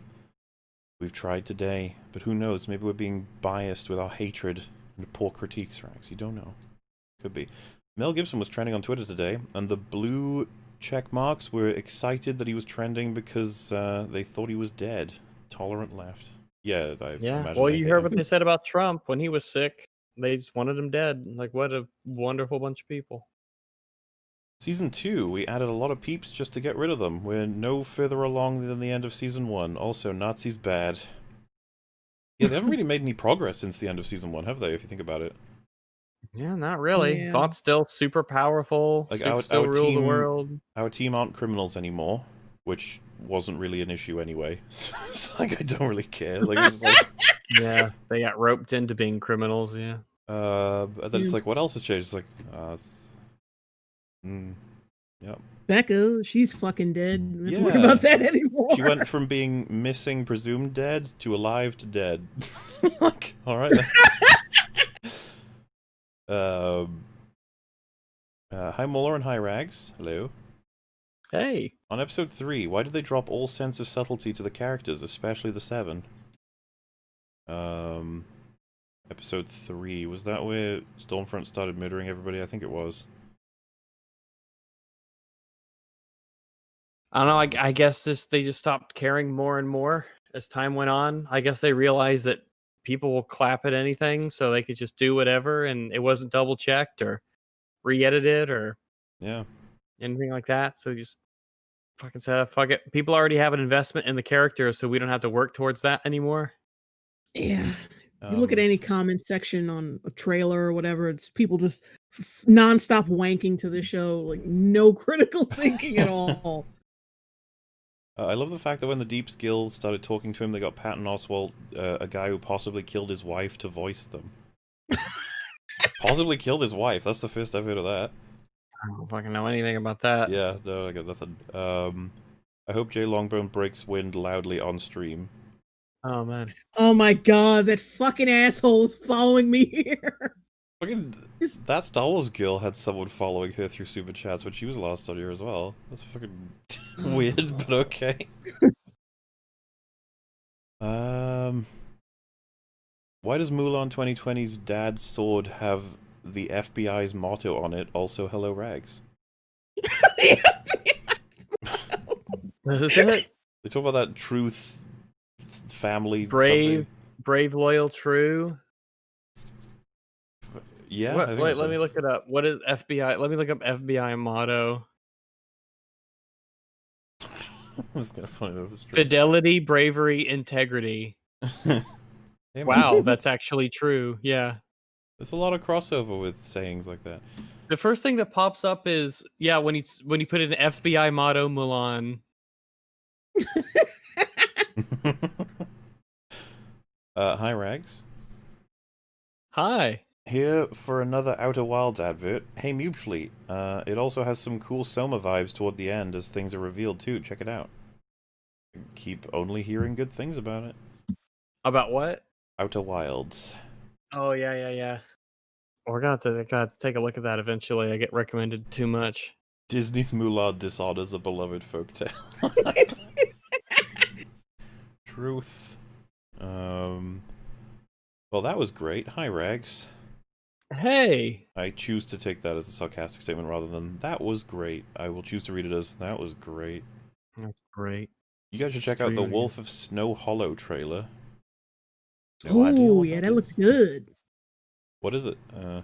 It's this low-key werewolf movie that's coming out. It's by this guy. Interesting. Yeah, it's by this guy who made another well-known indie movie. Made it. It looks pretty good. Cool. Worst character, my vote is for Stormfront. Yeah, I guess. I don't even know if there's much of a choice in that run, right? Like, who's the worst character? It's like probably Stormfront. Yeah. Probably put her up there. Anyone else remember when MauLer said that this show did a good job portraying evil superheroes in a semi-realistic way? Yeah, that's an old me. Season 1, yeah. It's funny, if I was to speak to myself back then, I'd be like, oh man, I'm sorry. Then I'd be like, oh no. What happens? Thoughts on Bad Robot rumors being given the Lord of the Rings rights? Bad Robot is J.J. Abrams' production company. JJ's, yeah. So, terrifying, I guess. Not too thrilled. Yeah. Pretty terrified. Please don't destroy everything, sir. I'd be just saying. Could you get my boy Short Fat Otaku on for your next Last of Us 2 video? Scrump saying the gamer word got him demonetized.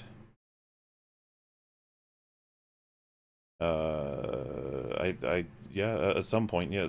We've kind of... I'm sure we'll have Dev on probably sometime. Yeah, I don't know if it'll be Last of Us 2 though. We're not looking to cover Last of Us 2 at least for a while again. Yeah, we did like done too with many it in a row, myself. I think. Yeah, I'm finished with it. Defense of the Girl Power Stormfront beatdown. They are the 3 most qualified people to kill her in a No, that's not... I don't have a problem with them being able to do that. It's just her in the fight is annoying me. She doesn't do more. Like, Stormfront doesn't fly away as soon as she's, like, put down. She doesn't use her electric in a wild way. She just sort of takes it. And to me, it's just like, because they want to have that moment of the 3 of them beating the Nazi. And it's just like, okay. I just... You know, And of course Maeve, just how she got there. It's fine. In Attack of It, holy crap, it was so on the nose, it was insane. Also, why were they only kicking her? Yeah, that was weird. I thought you want to kill her. Yeah, you'd think they'd be, like, especially Kimiko, it's like, go for the neck. Go for something that you think that chick killed your brother. Yeah, I think Kimiko was supposed to be the one to pull her fucking eye out, but then they just gave it to Becca. Becca just poked her with a knife, and then she's got no eye. Yeah, I didn't even think about that. Like, Kimiko doesn't really get to, like, that's just blue balls. Like, yeah, because they were hyping it up the whole time because she was like, "Oh, I froze. What if I freeze again?" It's like all you did was kick her in the ribs a little bit. And besides, she's like happy by the end of the season, but it's public knowledge that Stormfront isn't even dead. So, I don't know. Interesting. Rags, I'm from El Paso, and we love our wall. Yeah, I can bet. I can bet you do. That's what I hear a lot. And, that's it. Thank you all for hanging out with us and for watching. Like I said, Super Chats from 103 will be caught up with in their own sort of selected thing. I think I'll upload this to MauLer as just a discussion-y thing, but give it a week's time, and we're probably going to do a full breakdown of Season 2. We're gonna steal some feelings. Maybe we just have a couple more here. Wait, we do? Yeah. Someone said Wheezy Bird asks, Ryan's heat ray stronger than Homelander's? I think it's because Homelander was specifically not using it at its full potential. Oh yeah, we did bring that up as I guess that's possible. Yeah, which I'm fine with. In Ryan, obviously he's not as trained, so when it happens with him, it just sort of unleashes and he can't control it as much. Mm-hmm. And Yum Yum Eat Me Up says, what does Rags think about the rumors surrounding Lord of the Rings having potential nudity? Also, hi Rags. Hello.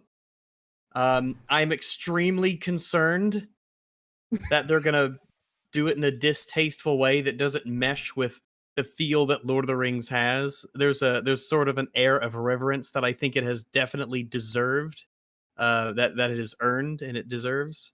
And I think that they don't like it. Where are you seeing these? Wait, are these just directly in chat, is it?